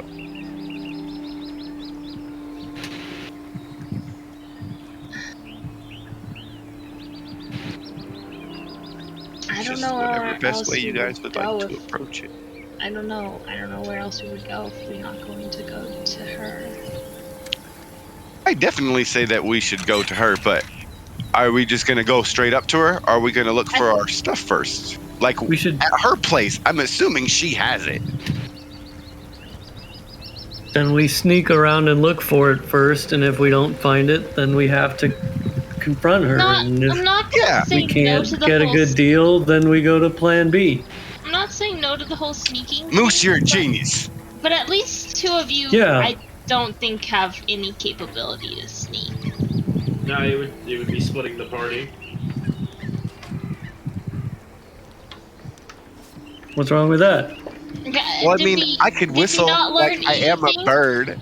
She might No. just think it's a bird outside. I could sneak. I'm definitely sneaky, guys. I'm not putting my life in your hands. Or talons, or whatever. Ouch. No That's not offense. very nice, Pinky. Well, Darius and I are the ones trying to get our stuff, so we can try to go and do it. If you guys don't want to come, I'll come and help That's you, Not true. but I would just like us to have the best plan.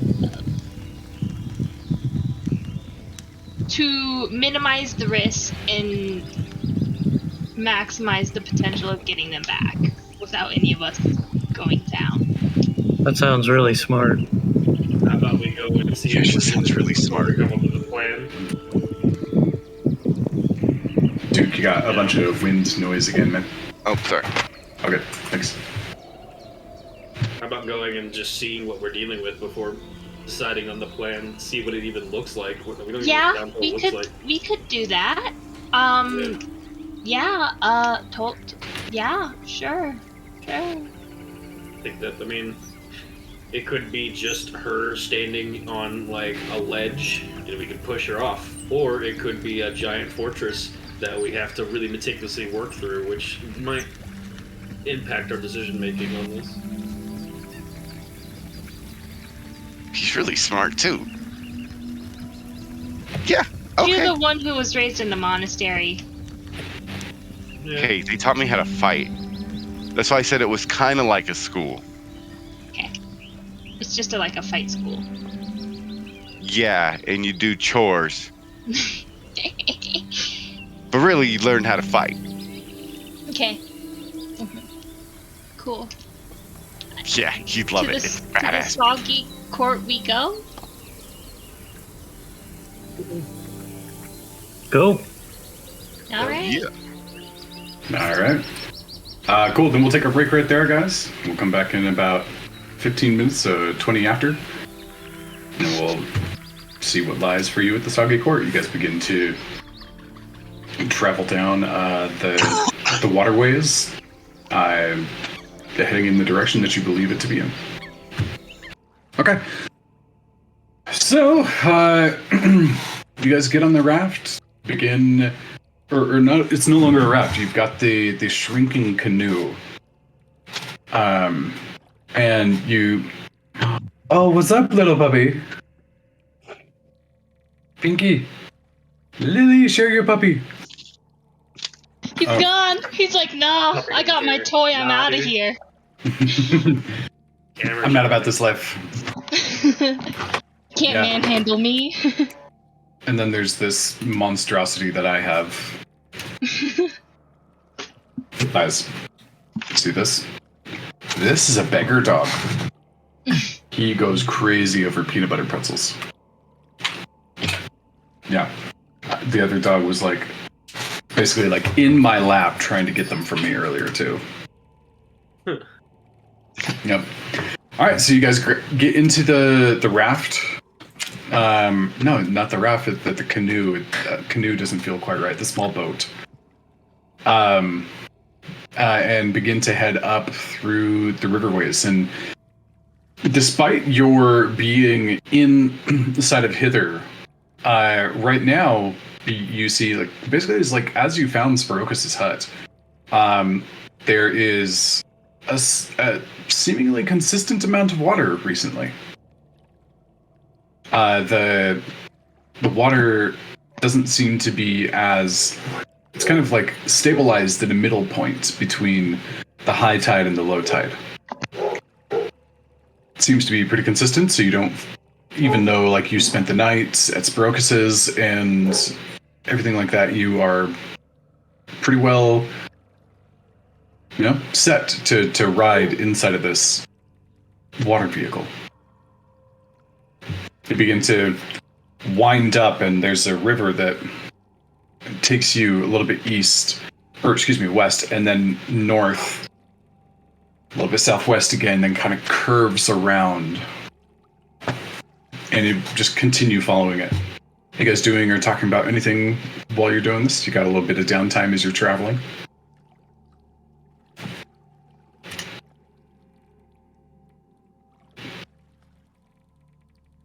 Yeah, come on.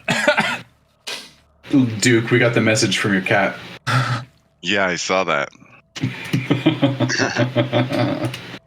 One of them said hello, and I'm not sure which one it was, but I take they're it. like, hey guys. Pinky and Moose are fine.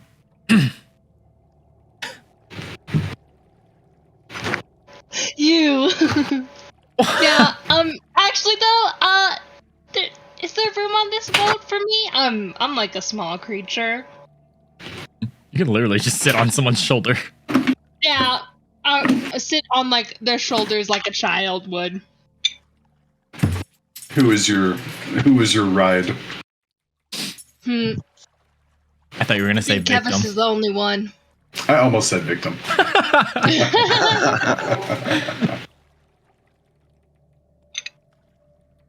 So wait, you're sitting on Kevis's shoulder?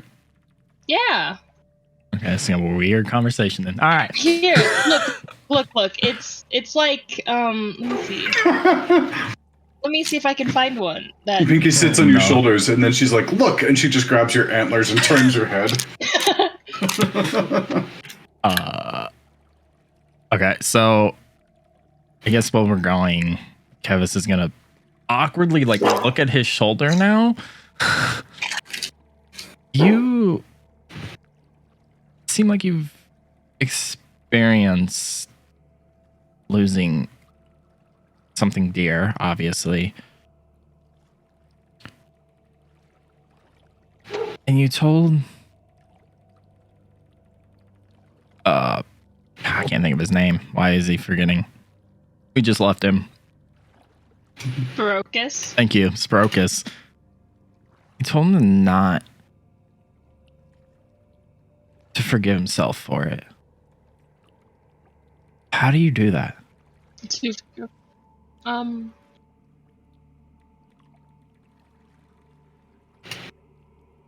Quite frankly,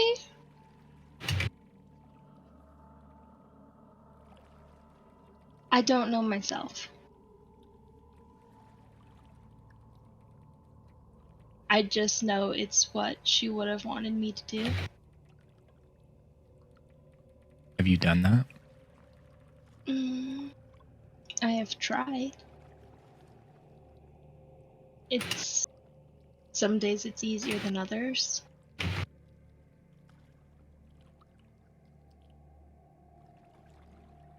Some days it's kind of hard.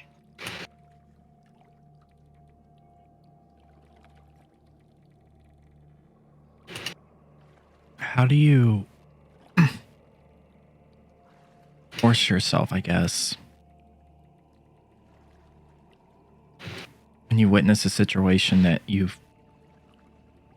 possibly could have changed?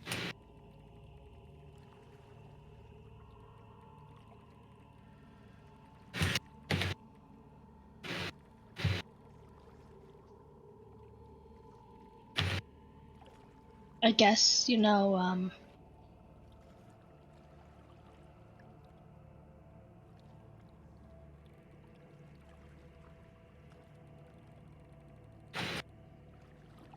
at some point I had to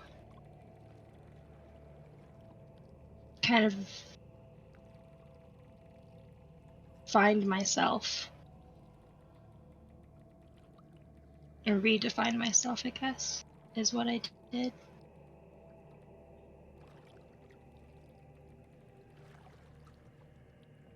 Kevis just stays quiet for a little bit. And very slightly, you just hear him say, find himself. And goes silent. And looks ahead.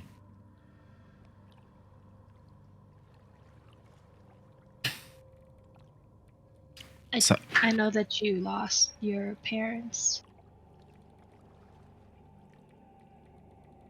And I think I know what I lost. I think that I just chose to forget what I lost.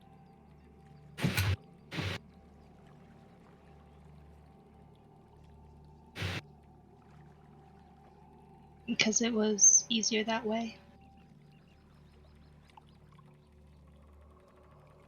So, yeah. From experience, forgetting is a lot more painful, especially when you don't have control over it.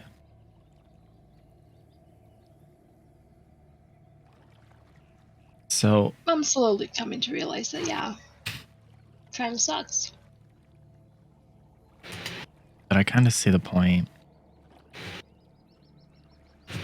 Moving forward, I think for everybody, the loved ones would want that. Mhm.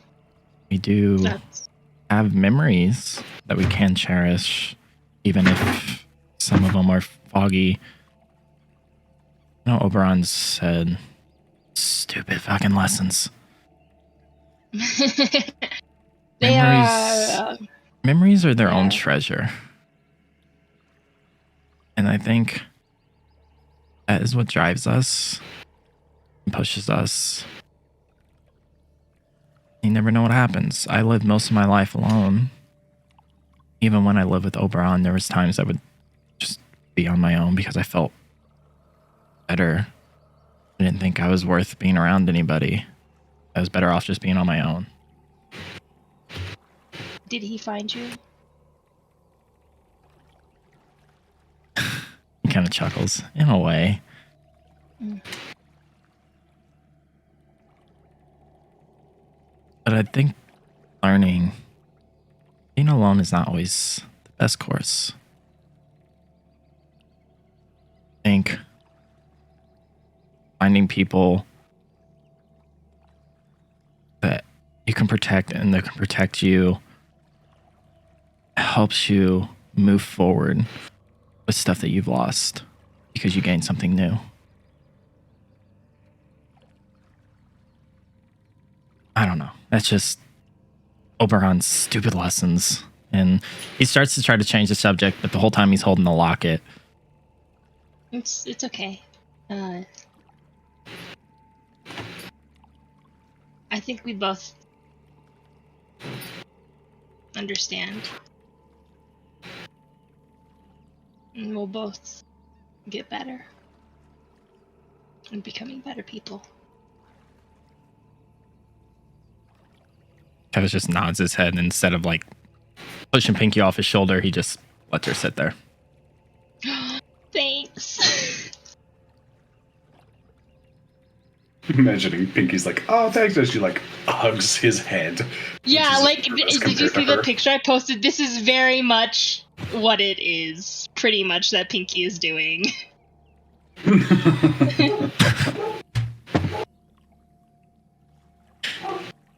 Maybe occasionally she'll point out and be like, look, do you see that?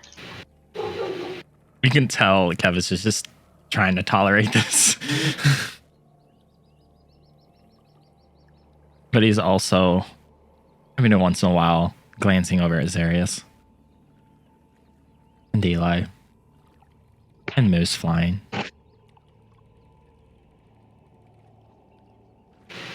I'm just sitting there looking at the spear. Look, Contemplating. Kevis, are we sure that's a good spear? I don't know. Okay.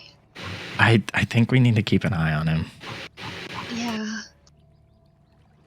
And Kevis is just staring at that spear.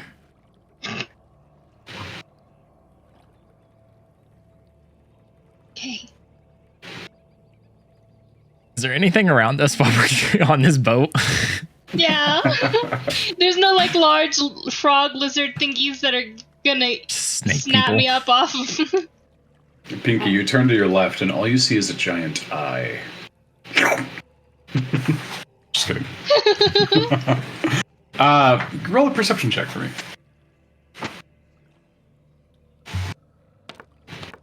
No. I'm Kevis's antlers are in the way. 23. 23, alright. Yeah. As you're going through, you do see, of course, more swamp and stuff. And then as you approach kind of closer and closer to downfall, as best as you can understand. Kevis, you look up and you see something kind of strange in the sky. Above the spider webs and the moss and the tingle pines that sit between the trees. One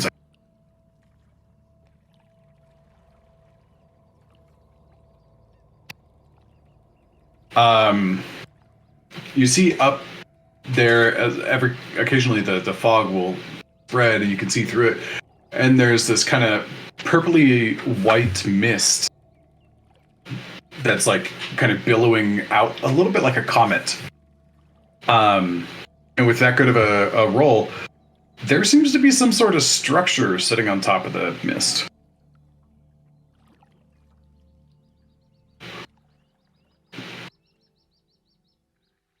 Can I tell if it looks more like a hut or what kind of structure it would be? It's got a roof and like brick walls. A couple of awnings. The roof is slanted, and there's a chimney to it. Does it look to be on stilts? No, there's nothing underneath it, and it is indeed like moving through the sky.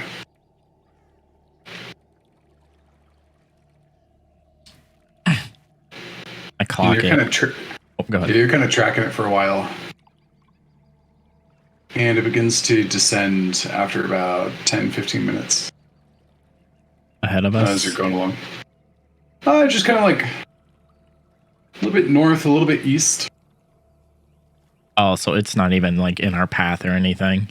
Off in Yeah, the it's like a pretty far off thing. You just had a really good perception roll. Kind of track it, and it descends and disappears behind the tree line after a while. And follows it under his breath. Just, he looks over at Eli. Eli, what are you going to do when you get your relic, your relic back? What do you mean? What am I gonna do? Where are you going to go? Wherever that which endures needs me to go. I'm here to carry out his plan, but I think my first thing is getting the fuck out of this place is my first major concern. Other than that, I don't have a plan. It's wherever I'm guided. And looks at everyone else. What about the rest of you? What is our... I know we've had conversations on what we do when we get out of here, but where are we actually going?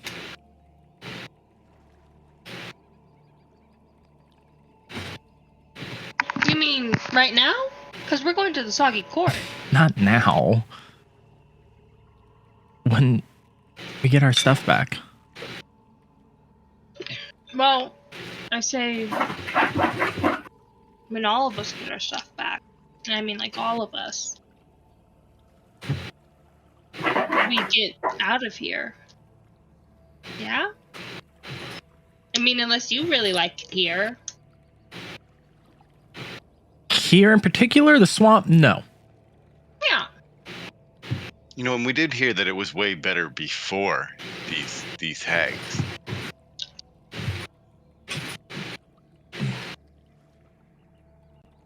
Yeah. I don't know. I'm just... Eventually we're going to get our stuff back. And then we have to find a way to get out of here. But what's after that? Well, I would personally either probably go back to the circus or find my way back home. If I have a home left to go back to. Yeah, I'll go home.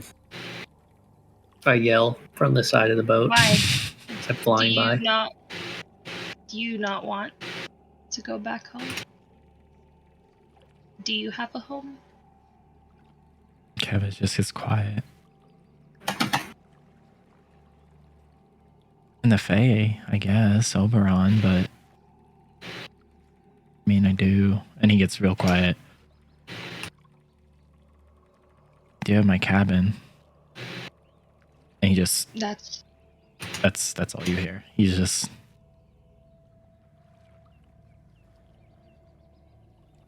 Would you like to come with me?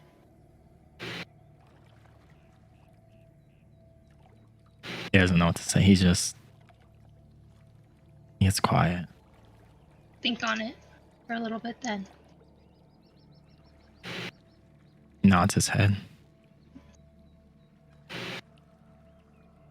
Looks towards And the other door. Zarius is going to show us the air world place. Yeah, it's badass. So And then you guys can come by my place. We'll just like all hang out and stuff. yeah, it'd be super cool. You see a smile kind of creep on Kevis's face, which is very rare with him. Sounds nice. I'll see if I can get the kitchen Shellworth or somebody to make some big pies. And if we go to the airplane, then we'll have to figure out a way for you guys to fly. I mean, it'll be a while, so I can't obviously fly right now either.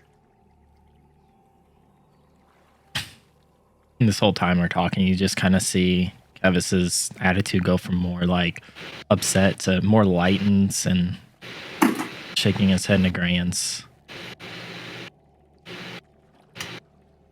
He looks over at Eli. Doesn't say anything.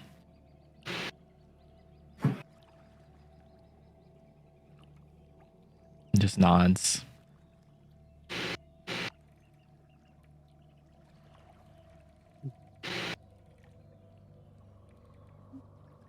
We there yet? Oh my god. Booga, are we? I don't know. Are you done talking? You're there when you're done talking. That's kind of how this works at the moment. Not yet. The boat runs aground. Fine. After a while of traversing through here, seeing a strange building in the sky, conversing with your friends, kind of getting to the point where they are beginning to feel like friends. It's not just randos anymore. It's not just people you have no connection to. The shared experiences have begun to connect you all. And you continue on, and eventually you do get to the... Oops.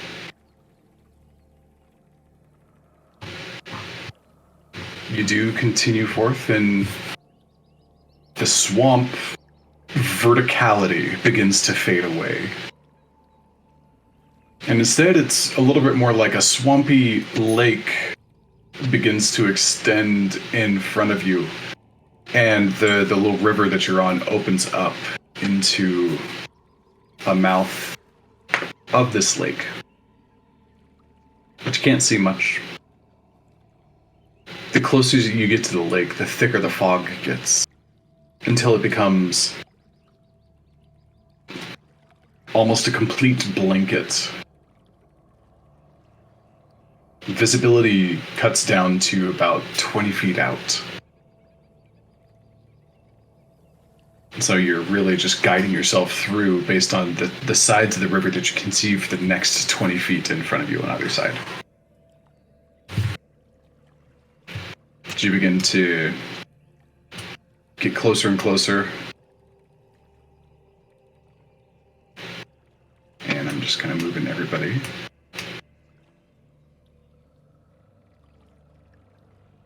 And eventually, you see some land banks on the side and a few trees. Trees growing out of the ground instead of out of the water. It's been a few days since you've seen something like that.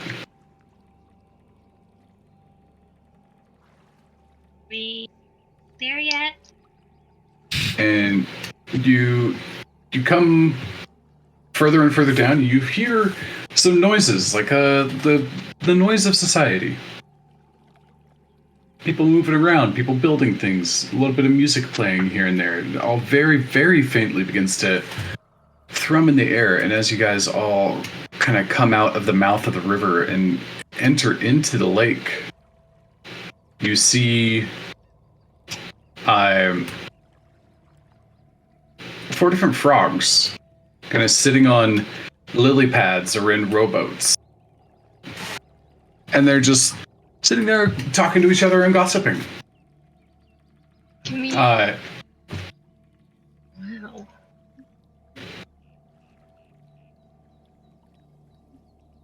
What'd you say, Lily? Nah, good. It's all good. Okay. There was a question and then it died. Just some PTSD might be happening. Yep, and you hear around you, mixed in the cacophony of the civilization, you hear a...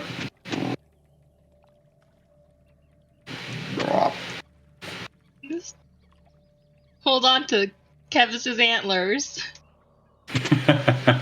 I refuse to get dragged into this water. Could put you in a bag. No, it's not safe. That's not safe. Okay. Yep. And you pull up in this boat that you have. You see these 4 frogs just... They're just talking to each other, and one of them is playing a little bit of music. And one of them looks over and sees you and like promptly stands up. They're in fluffy attire that is a little bit damp and drippy looking, and he pulls his feet out of the pond water and kind of shakes them out and stands on top of the lily pad. Has a very erect presentation to him and says, "Welcome to Downfall. Who are you?" And the others suddenly like turn their attention and all start looking at you as well.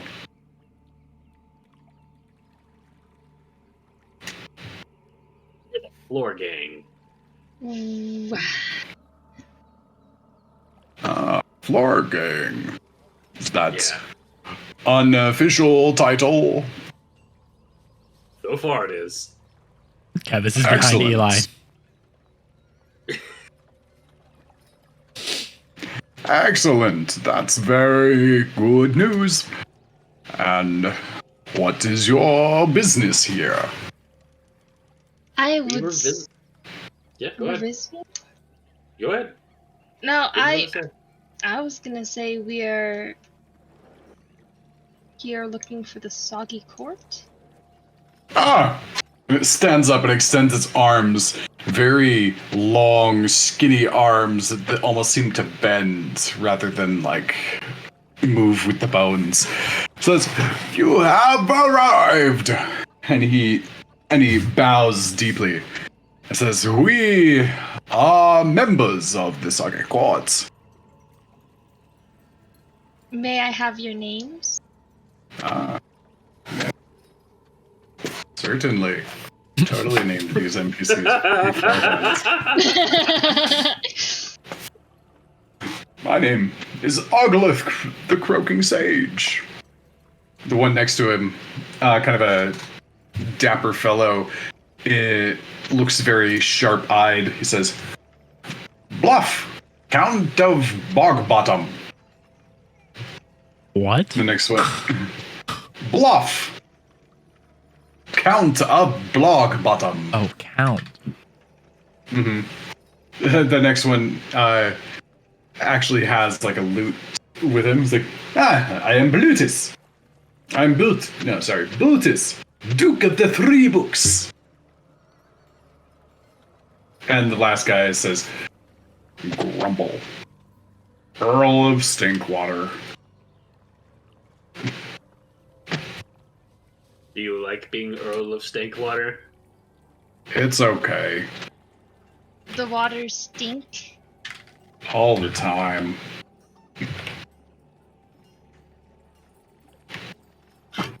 They said they were a Duke of Three Books?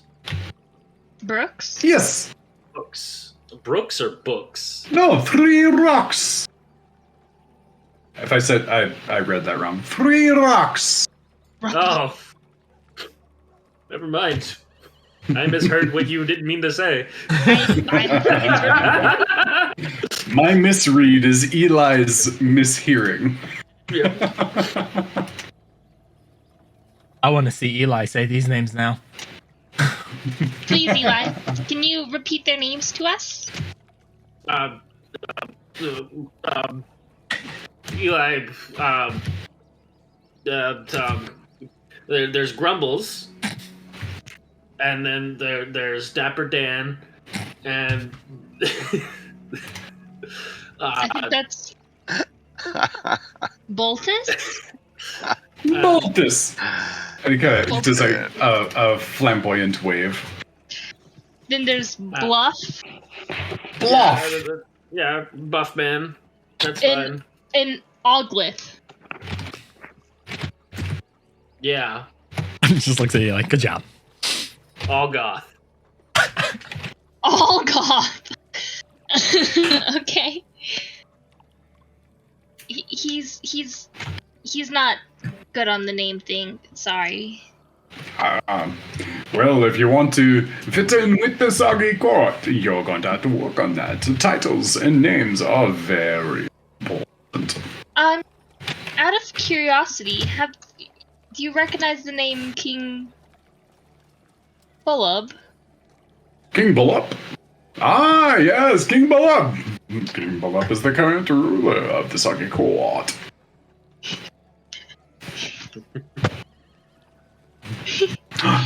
What do you... I am curious. Yes? Curious as to our newcomer would know the name of oh, never mind. I've answered my own question. Of course, everyone in Hither would know of the name of the current ruler of the Soggy Court. I've heard my own rumors and would love to know if they're accurate. How do you see your king, your current king? No, he's a great man. Great frog. Does great things for our empire. Can I have an insight check? Yep, go for it. Just because the words I definitely lip read did not match up there. A 12. I think that's super great. It's a little hard. You've never met a frog person before. So, like, you kind of have no basis of comparison to, like, compare, like, to identify, Facial like, expressions. yeah, facial expressions or anything like that. And he's definitely putting on airs of some sort. You know, he is performing. And just, like, they all look like they are, like, dressed to impress, sort of thing. I love it. They're all very cute. Yeah, so if you zoom in, I'm using a random generator for all these different tokens, so I only have one image to show for like all of them. But yeah, they're all very frilly, very big shoulders and puffy necks and designs on their cuffs and their and their lapels and that sort of thing. They are all peacocking, definitely.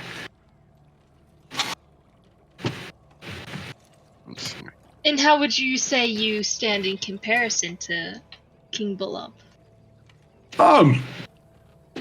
One could not help but try to live up to the standards that he sets. And I, unfortunately, yeah. And he just like full on like takes a moment to go, I have a shot.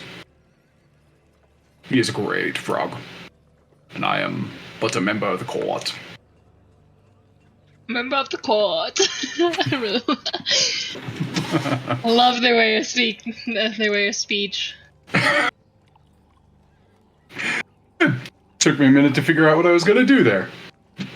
Like leading up to this, it's like, oh my gosh, I have to voice frogs now.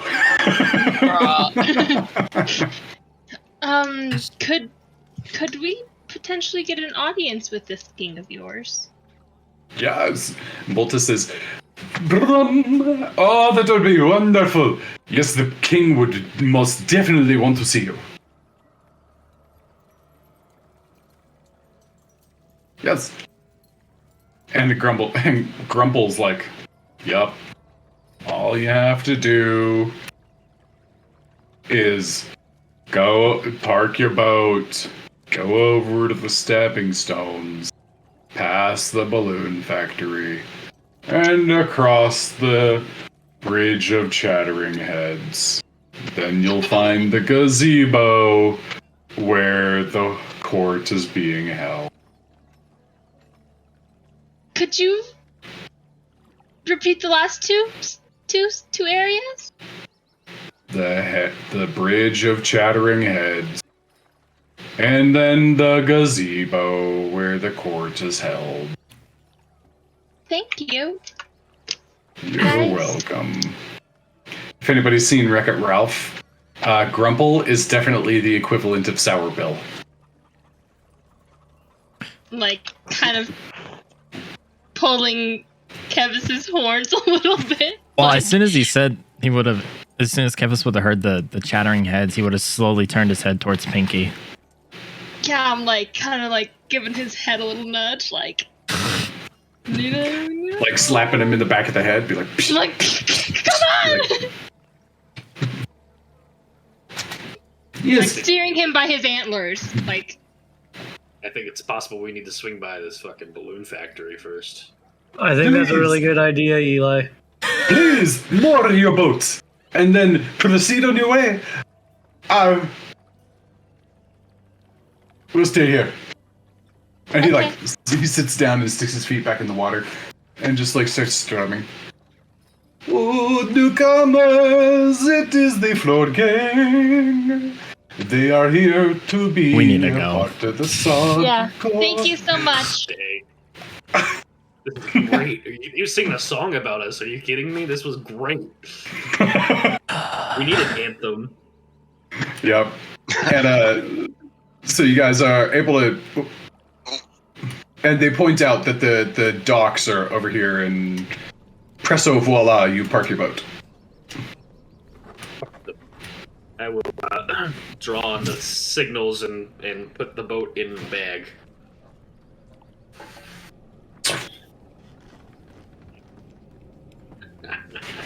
I love this magic. All right, and as you guys get to the docks, you look up, and kind of looming, coming out of the fog, is a very large, incorrect set of music. My bad.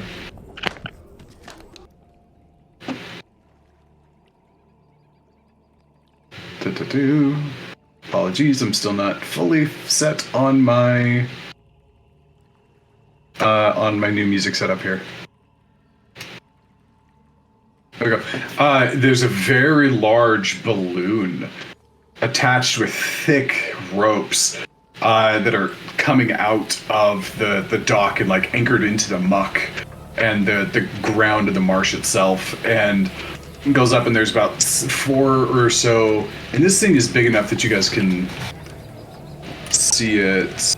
I'll put you over here so you can start to get a vision on this. It's so big that it's even visible through the fog, so I'm actually going to move you over here. Just to deal with the fog of war.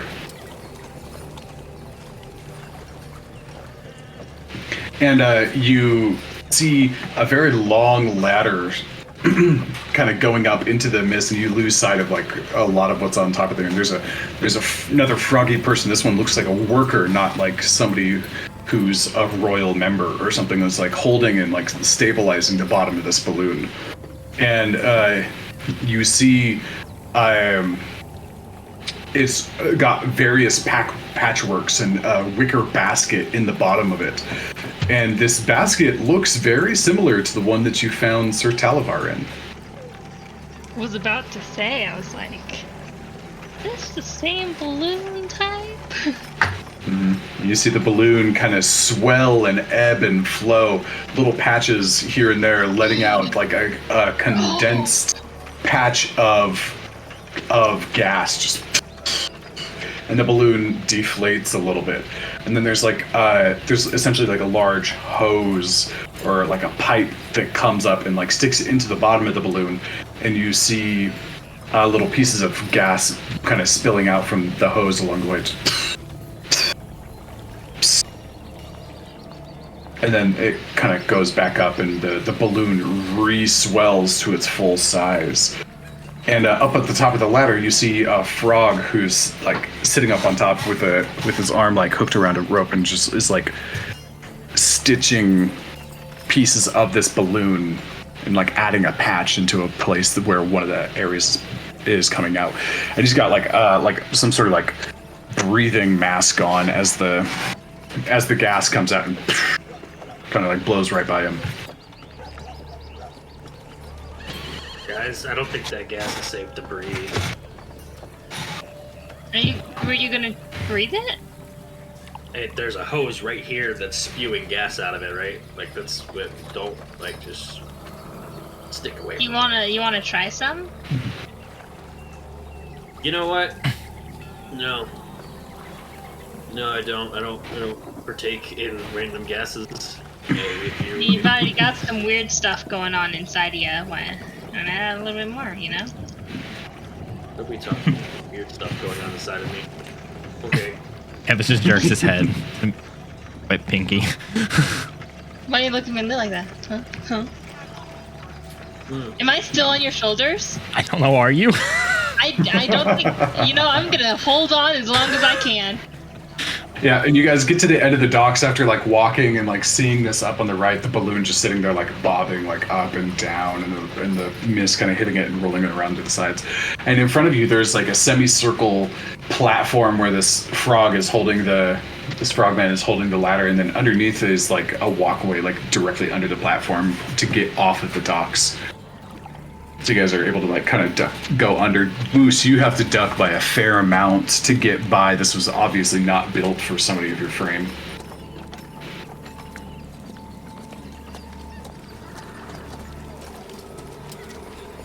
All right, what are you guys doing?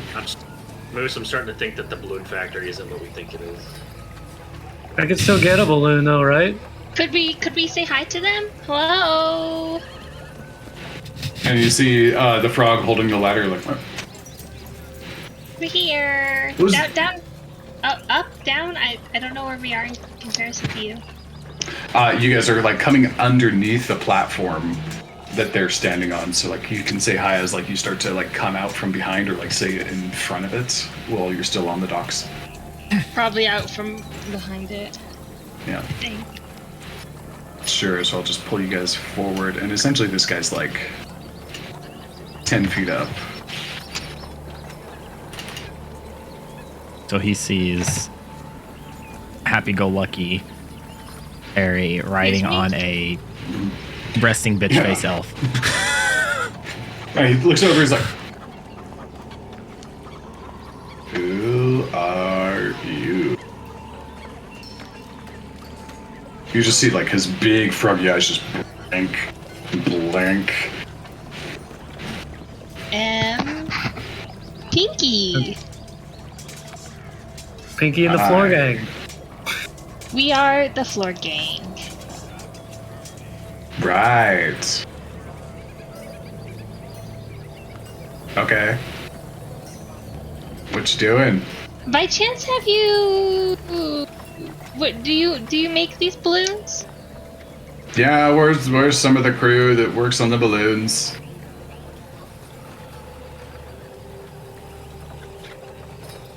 Have you lost a balloon recently by chance? Oh.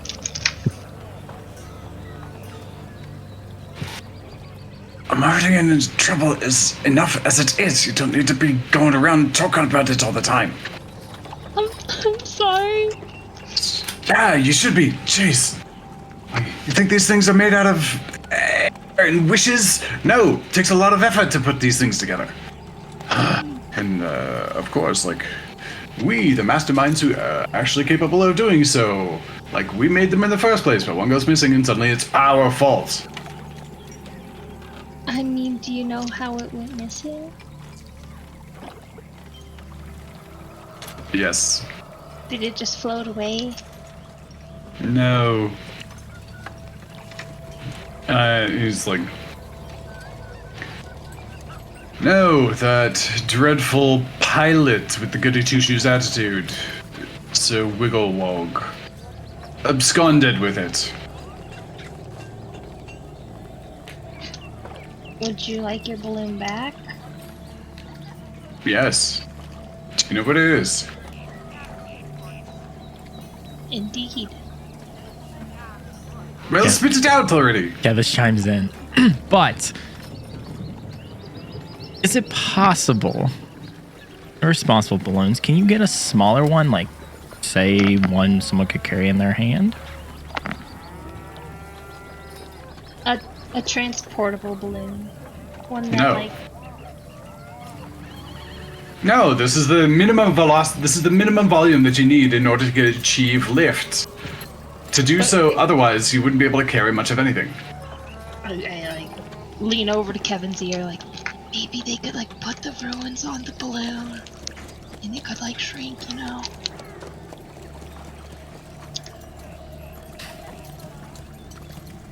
Okay. Kevis is like, wait, not what I meant. I meant more of, have you ever been to a carnival? No. That's sad. Anyways, what I'm thinking of is you walk into the carnival and there's all these lights and colors and there's these balloons.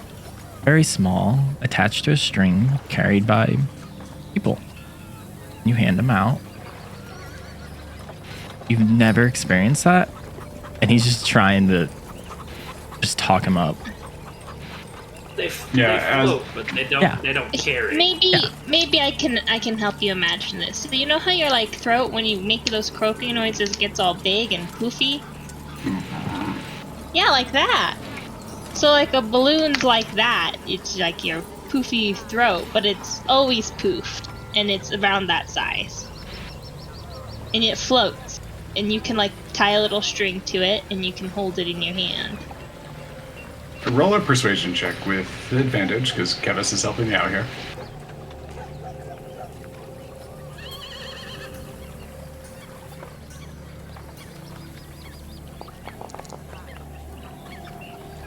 $17. 17. Okay. Don't know why I'm so persuasive. I am know too. why. I don't know why. You made And them he says, "You think my throat is poofy?" Yeah, like a good, cool, like a really cool kind of poofy. Oh, that's so sweet. And that is a good idea. Hey! What do you think about making small ones, handheld, just for fun? And the frog up at the top's like, what are you even talking about? Why would we do that? That would be ridiculous. There wouldn't be any point except to have and like something clicks. And then the two just kind of go back and forth about talking about the mechanics of like the techniques that they would use to create such a thing. And like, well, the weight of the canvas itself would have to be supported, but if it's small, there's a tipping point at which it would begin to lift. And if we just tie it off with a string, and we can give it to like the little tadpoles, they would probably like that. And they just start like business talking and completely forget that you're there.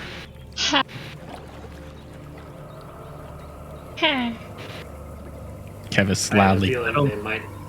I was gonna say Kevis loudly clears his throat. So, Oh, you're still here. yes, is this something we could be your test dummies for your first one? A sample size. We could be your sampling populace for the new invention to see if it's popular or not. Oh, it would. There's good merit to it. But we can't make anything right now. I know. Well, he kind of points his arrow up to the. He points his nose up into the air and he's like, "Smell that?" Roll a perception check for me. Just Pinky?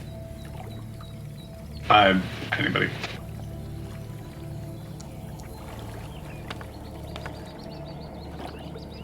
$15. All right. 16. Pinky, 16.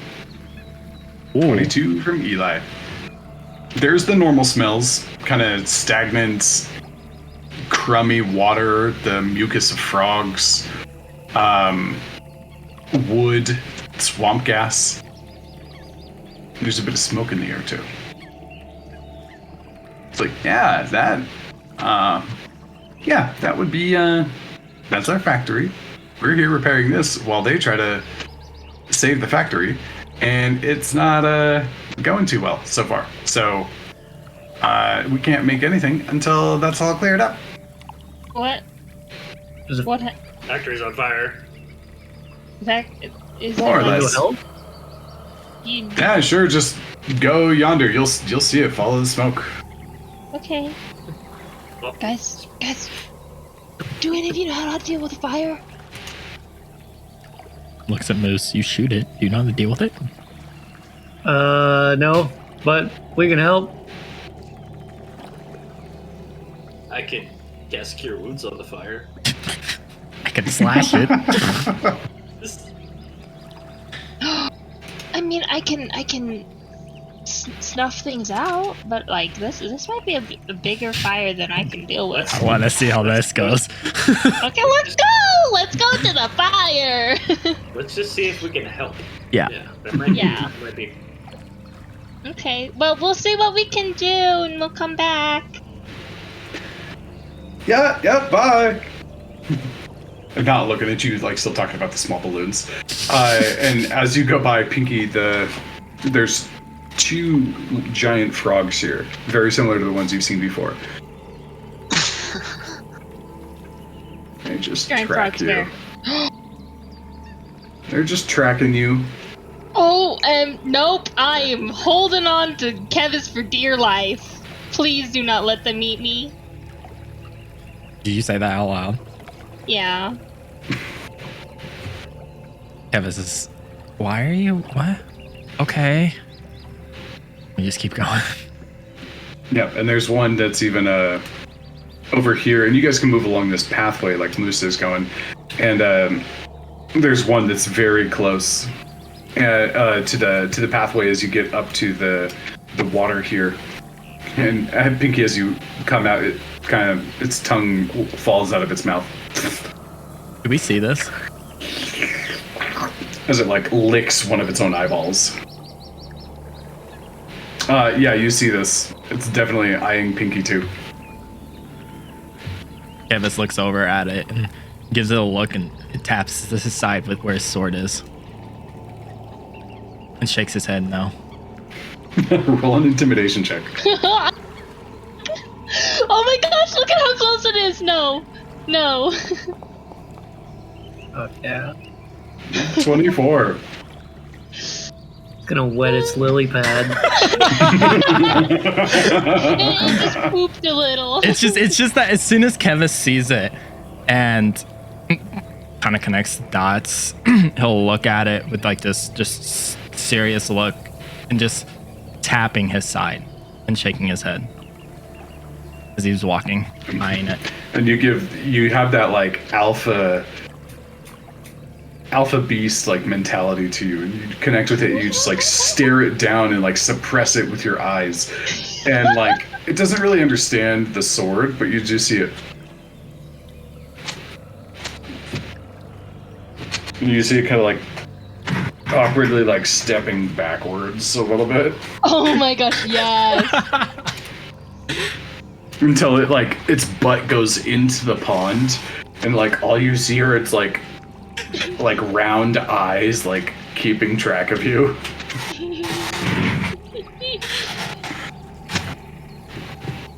Where's the fire at?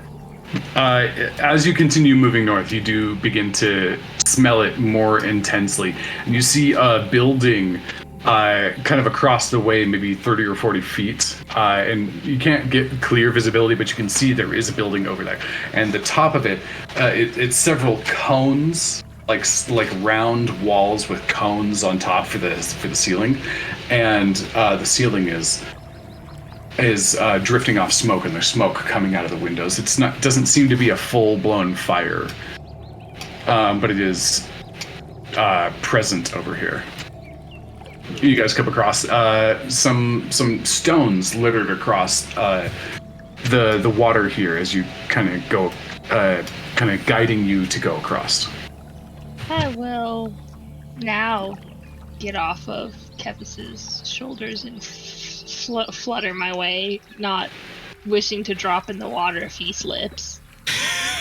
Okay, sounds good. So Moose and Pinky, you're flying. Kevis and Eli and Zarius, give me a dexterity check. Oh, great. or an acrobatics or athletics check to just like jump across the water here smoothly. 18. Nope. Good idea, Pinky. 22. Oh, sorry! 8. You're still, I mean, it's not hard to get across here. And Kevis, you're leading the way?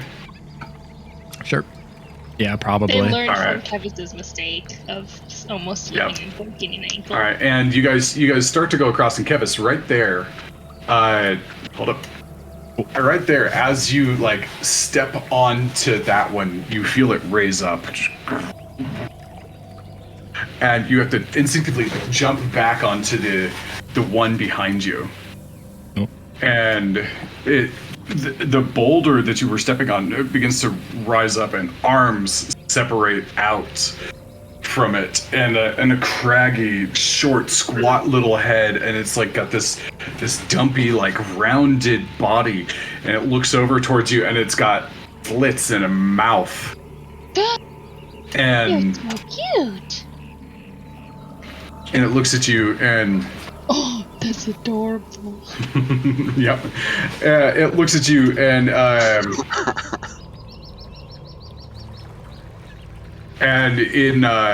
in like kind of this gravelly speech,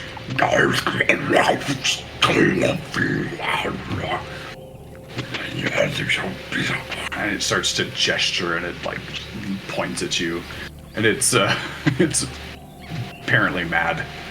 I don't think it liked you stepping on him. Any chance is this considered a humanoid? Nope, Okay. You should apologize. it's a rock. So, yeah. Yes. Say sorry, Kevis. Kevis just very confused. Do you understand me?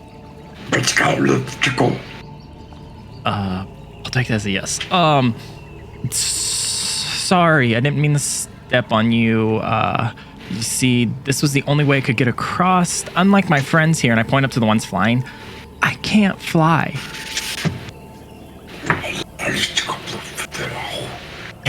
sucks. Roll a persuasion check. I'm persuading a rock. At I love this. at disadvantage because you don't know this language. Because you stepped on me.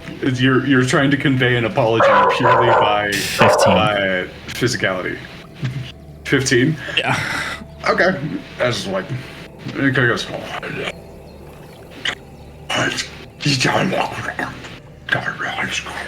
And it turns around and just like starts trudging into the water, kind of away, and eventually like just sinks down into the murk. You see its rocky little form. And it sinks into the water, and there is now a there is now like a 10-foot gap here where his boulder was. So give me this one's purely athletics. Give me an athletics check to try to jump across. Oh, good. Before he does that, Kev's just gonna turn around. What the fuck just happened? You upset a rock. Get used to it, I guess. 9. Apparently, it's better than my acrobatics, which I'm good at. 9. Okay. So like, all right. And normally you have to get like a running start to like get a big like enough for like a 10-foot jump here. And this time you plant your feet and launch, but you slip on a little bit of a like lichen or swamp grass that's like built onto the rock, and you kind of land and fall backwards and land into the water. Splash, and you are prone. Canvas is wet again. Kevis. And it's not very deep. You sink down for a second, and you hit the bottom, and you kind of get back up, and it's only about 4 feet high. You know, living to about chest length. But it smells, and you're wet. Kevis comes back up before anyone even says anything. Shut up! He's starting to climb back up. Moose. Yeah, you guys need like rides over there? Yeah, Moose, I think they need your help. No. Unless Guys, back Zarius up. or Eli want to jump it. Yeah, I mean, Zarius probably could, but I could jump like 3 feet. That's too far for me. Yep. All right. Yeah, I feel like I could jump it. Pinky, as you're looking back and like everybody's like starting to do the moose shuttle, you look back and with your passive perception, you see something coming through the water. No. A little, like two fishy fins are breaking the surface. Guys, you might want to go a little faster. Something's coming. I grab something in Kevis the and water. get him out of the water. Closer and Kevis, closer and closer, Kevis, get and out of the water. you see and you look over and you all see the fins coming towards you, and you see them kind of swell up and begin to break, and you see a very angry-looking fish man with a harpoon in his hand comes up and goes to throw it at you, and I need everybody to roll initiative. Oh, sorry, let me get this guy out of the way. I don't want to select him. Don't need the rock person in this fight. Alright, now you can roll initiative.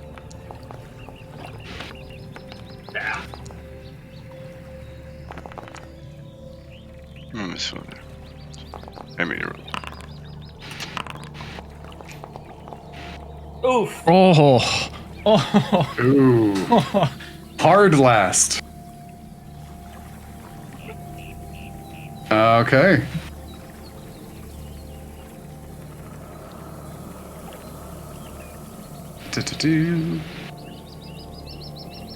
Not you. Okay. So Kevis, you are up first. Still like kind of waist deep in the water. Trying to get out. Where is this thing? Like over where we can't see it? Yeah, what way is it coming from? Yeah, they're closer. Oh boy. Oh boy. Oh, Kevis, cool. you recognize these things. Um. Oh, okay. This was a thing. You saw this happen. You saw these two in your pond vision. At Spirocus's with house. The Maybe we with the, talk to them. Plan B? They already threw their harpoon. Oh, No, they haven't. Oh. They haven't done so yet. They're getting ready to do so. Okay. talk them down. So I'm still in the water, Yes, you are.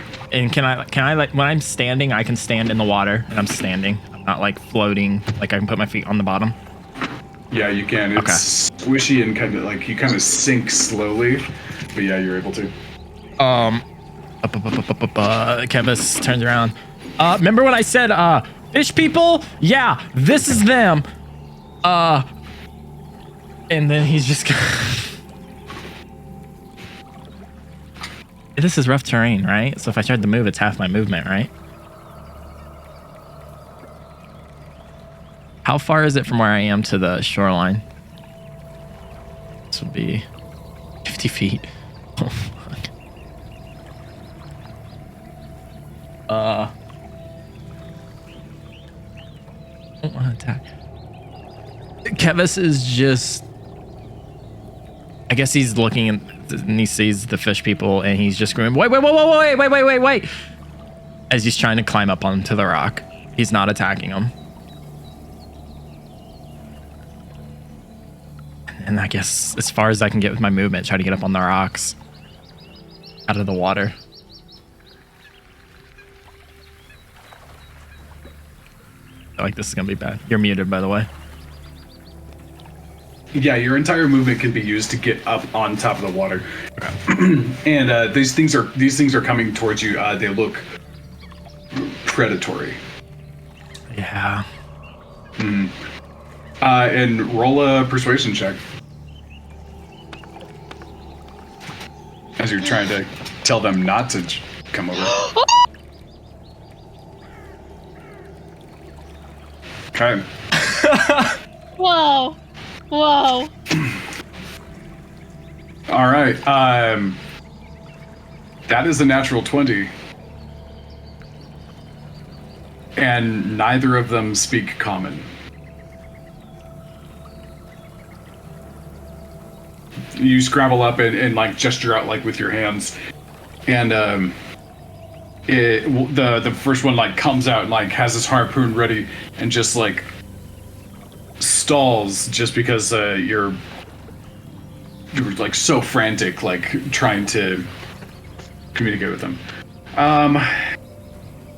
Okay, sorry. I hate to do this because it's a natural 20. Roll again.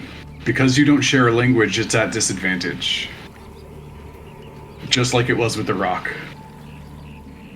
They don't talk any Sylvan or... They're not humanoids. Well, it wouldn't matter. They can't understand me. Never mind. Well.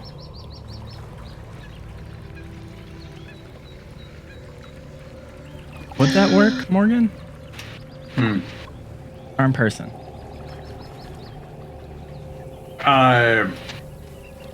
You would have you roll a nature check for me.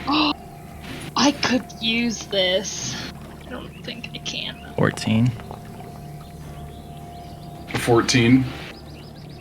I mean, they have arms and they have equipment, but that by itself doesn't necessarily mean that they are people. Yeah.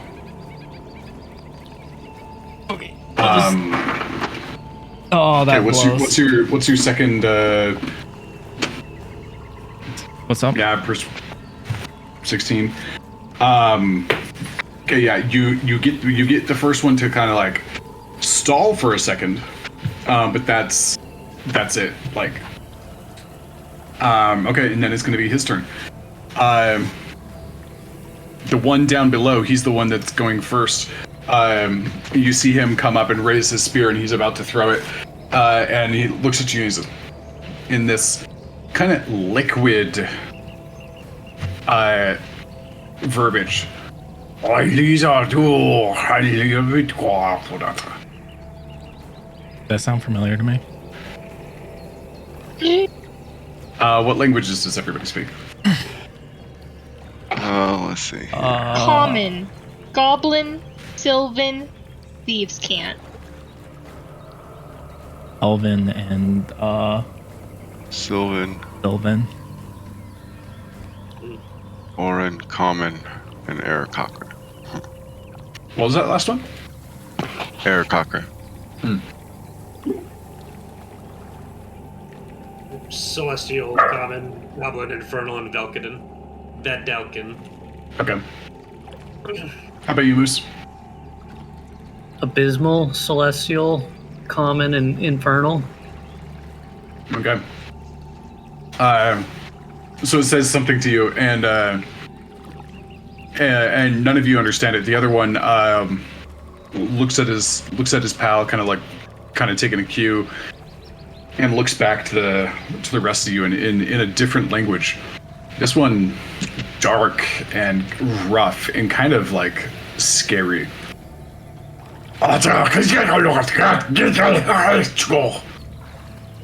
Moose. This is Abyssal. And you hear from the second one. Why should we wait? They entered our territory. We will kill them and take their flesh for our blood. For our food, not blood. He totally said it right.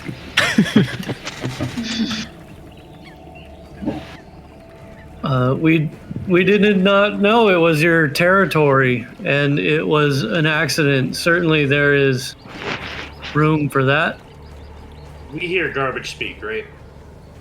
Yeah, we just hear cool. Moose talking nonsense over here. Yeah, Moose just breaks out in this like freak speech. And you guys are all like, "What the?" We're like, hello? I want to imitate. I want to be like. Oh, we know we're saying like insults and stuff. Kevin's just like looking around frantically. One of the fish people was like, "What did the green one say about my mother?" Moose, roll a persuasion check here. Oh, Moose, you got this. I want to fight fish people. Dirty 20? Dirty 20. Ooh. Well, we are all good at persuasion for whatever reason. Holy shit, guys. And yet we choose Plan B so often.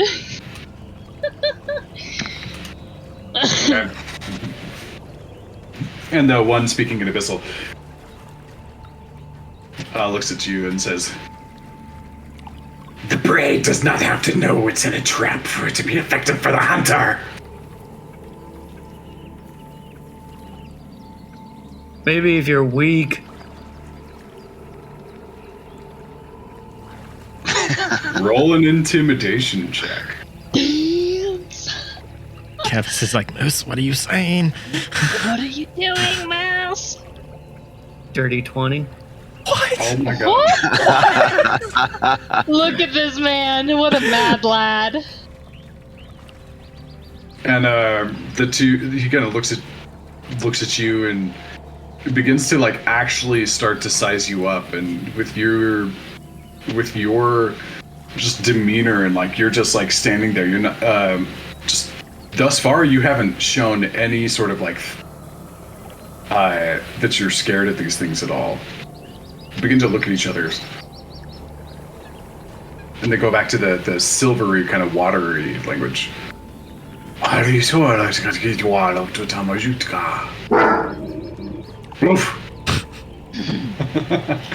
does not like. Go back to the dark one. And they look They look back at each other and they...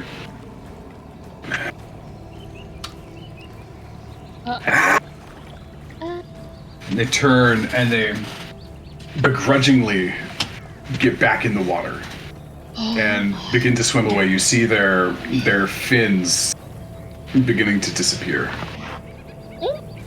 Fuck yeah. I'm tired of getting attacked by shit in the water. Still in Abyssal, I would say something like, and good riddance, but it would just sound like crazy demonic something coming out of me.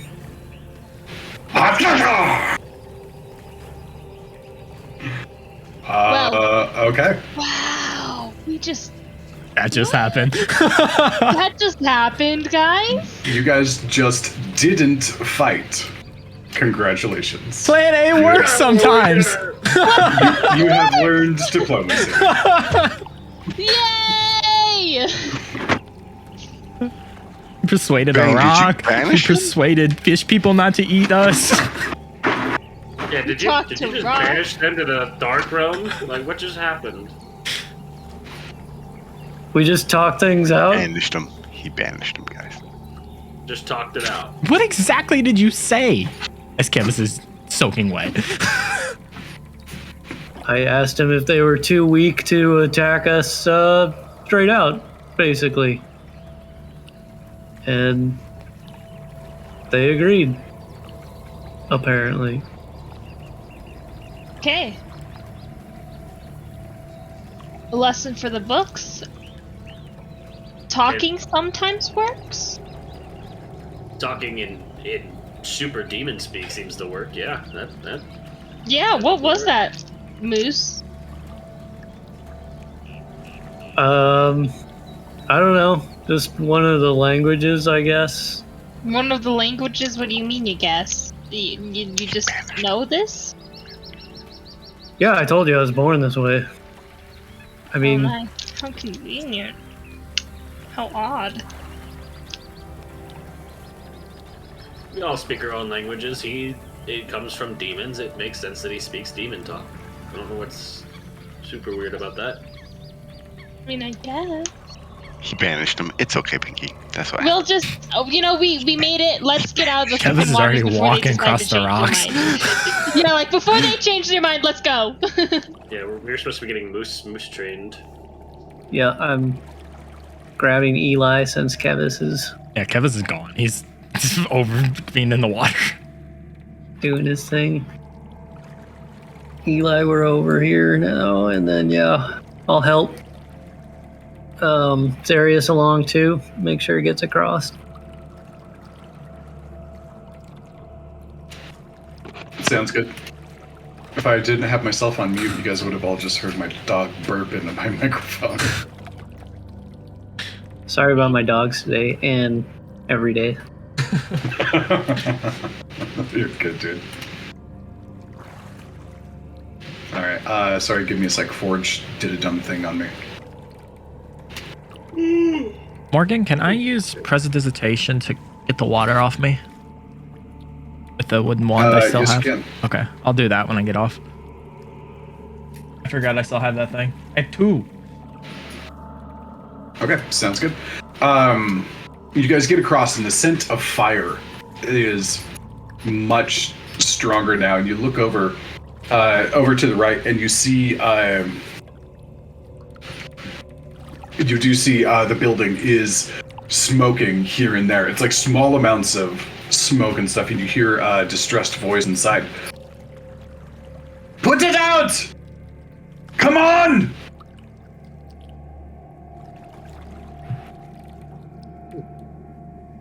Looks like they need help. Yeah, any of you know how to put out fires? I have an idea. Yeah, Okay, Moose. water. Okay. What about any faster things to put out a fire? what if we put? No. I don't. The biggest thing I can think of that we have to put water in is the boat. I don't Not think that's risking gonna the- work. not gonna I don't- risk the boat at a fire. How big is the fire right now that we can see? It's hard to see. It seems to be mostly self-contained inside. It's not. It's not external at the moment. I can put out little fires. But I don't think this is a little fire, guys. I don't know. Why don't we look at the fire? Yeah. Yeah, how big Let's is the get fire? closer. I mean, yeah, I'm carefully gonna get closer, I guess. Somewhere at a safe distance, I'm gonna set down my little wooden horse. Sounds good. All right, just a moment.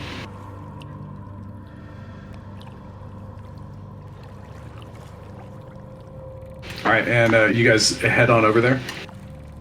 Yep. All right, and as you go around, I'll just move you a little bit over here so you can see. You do see a ramp upstairs going up into like kind of a large double door sort of workshop entrance, and inside there are little flickers of flame and light like crawling through the windows, and there's smoke billowing out through the doors and like up on the ceiling and stuff. And you look at the building, and it seems to be about half burnt already. Like half of it is gone. And you again hear the shuffling sounds of and but oh, there's one over there. How big is that fire over there? You don't know yet. Okay, we don't know. We don't know. We don't know. Okay, and my bad, I should have done this beforehand. I forgot to put walls on the building. But you guys get up and you're... do you enter? Are there windows? There are a few, but they are... Several of them are cracked and burnt, and you can't really see much inside. Guy, I don't do well in fire. Kevis just yells, "Hello? Is anyone in there?" Yes, of course we're in here. Where else would we be? Do you need help getting out? No! Do you need help? Yes! We still go in. Okay, move. Behind Moose, yeah. Whatever. Very much gonna be carefully walking. Yeah. All right, and you guys come on in, and you see a very... James paused. Oh, sorry. Must have hit spacebar at some point. And this whole structure is standing on top of stilts on a lake above the lake, and you see inside this room, it is a charred, crazy mess. There's like a lazy haze that exists all over in here, and there's pieces of burnt paper and books and shelves and other laboratory equipment and that sort of stuff just scattered all over here. There's several different spots inside of the building that are just like, that have like little wisps of smoke curling up from them. And there is a kind of a belly heavy bullywug that is just running around, and he's got like a pail of water, and he's chasing the little fire that seems to be moving around the room, and is trying to like throw buckets of water onto stuff. And I apologize, my music is a little bit loud, so I'm gonna drop that down a little bit. What's happening here? Roll a perception check. Oh, and then there's another bullywug who mostly seems to be standing around yelling at the other one. Okay, so 16. Yep, there's a fancy looking bullywug sitting around, and he's just yelling at the other one, trying to get him to do stuff. And then there's that one that's moving around, and Pinky, you look around and you see this little red hot coals about the size of a baseball, several of them around the room, that are just like rolling around on their own and like setting fire to the location around them. And that's what the other one seems to be doing. He's like, and he like throws a bucket of water and misses. And like runs. You. Runs back outside, like to go refill the water bucket. Are these little coals on fire? They are on fire, yeah. just want to try is there one like within 30 feet of me? One? Yes, there is. The ones that you can visually see, yeah, those are the ones that are nearby you. Can I try this? I don't know if it's actually gonna work, but you can probably try something, but I would like everybody to roll initiative for me in just a moment. Okay. You've got little roly-poly fireballs running around. Yep. That's a lot nope, better. I'm not ready. Oh, Oh, he's not ready. My bad.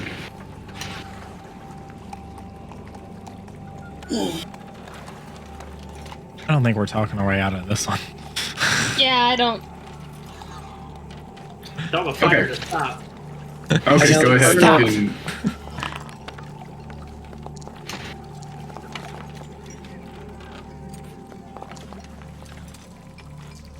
can I keep my roll? It was pretty good. what was it? 19. Yeah, you can keep it. Thank you. And I'll update that for you. Okay. And as you guys, oops, doing the wrong stuff. Question All right, was so as you guys see this like start going around and like there's these little rocky flame balls that are moving around and like starting to like catch things on fire all on their own. That's where we're gonna take a break, or that's where we're gonna end for the week. We will come back in initiative order to handle whatever this seems to be.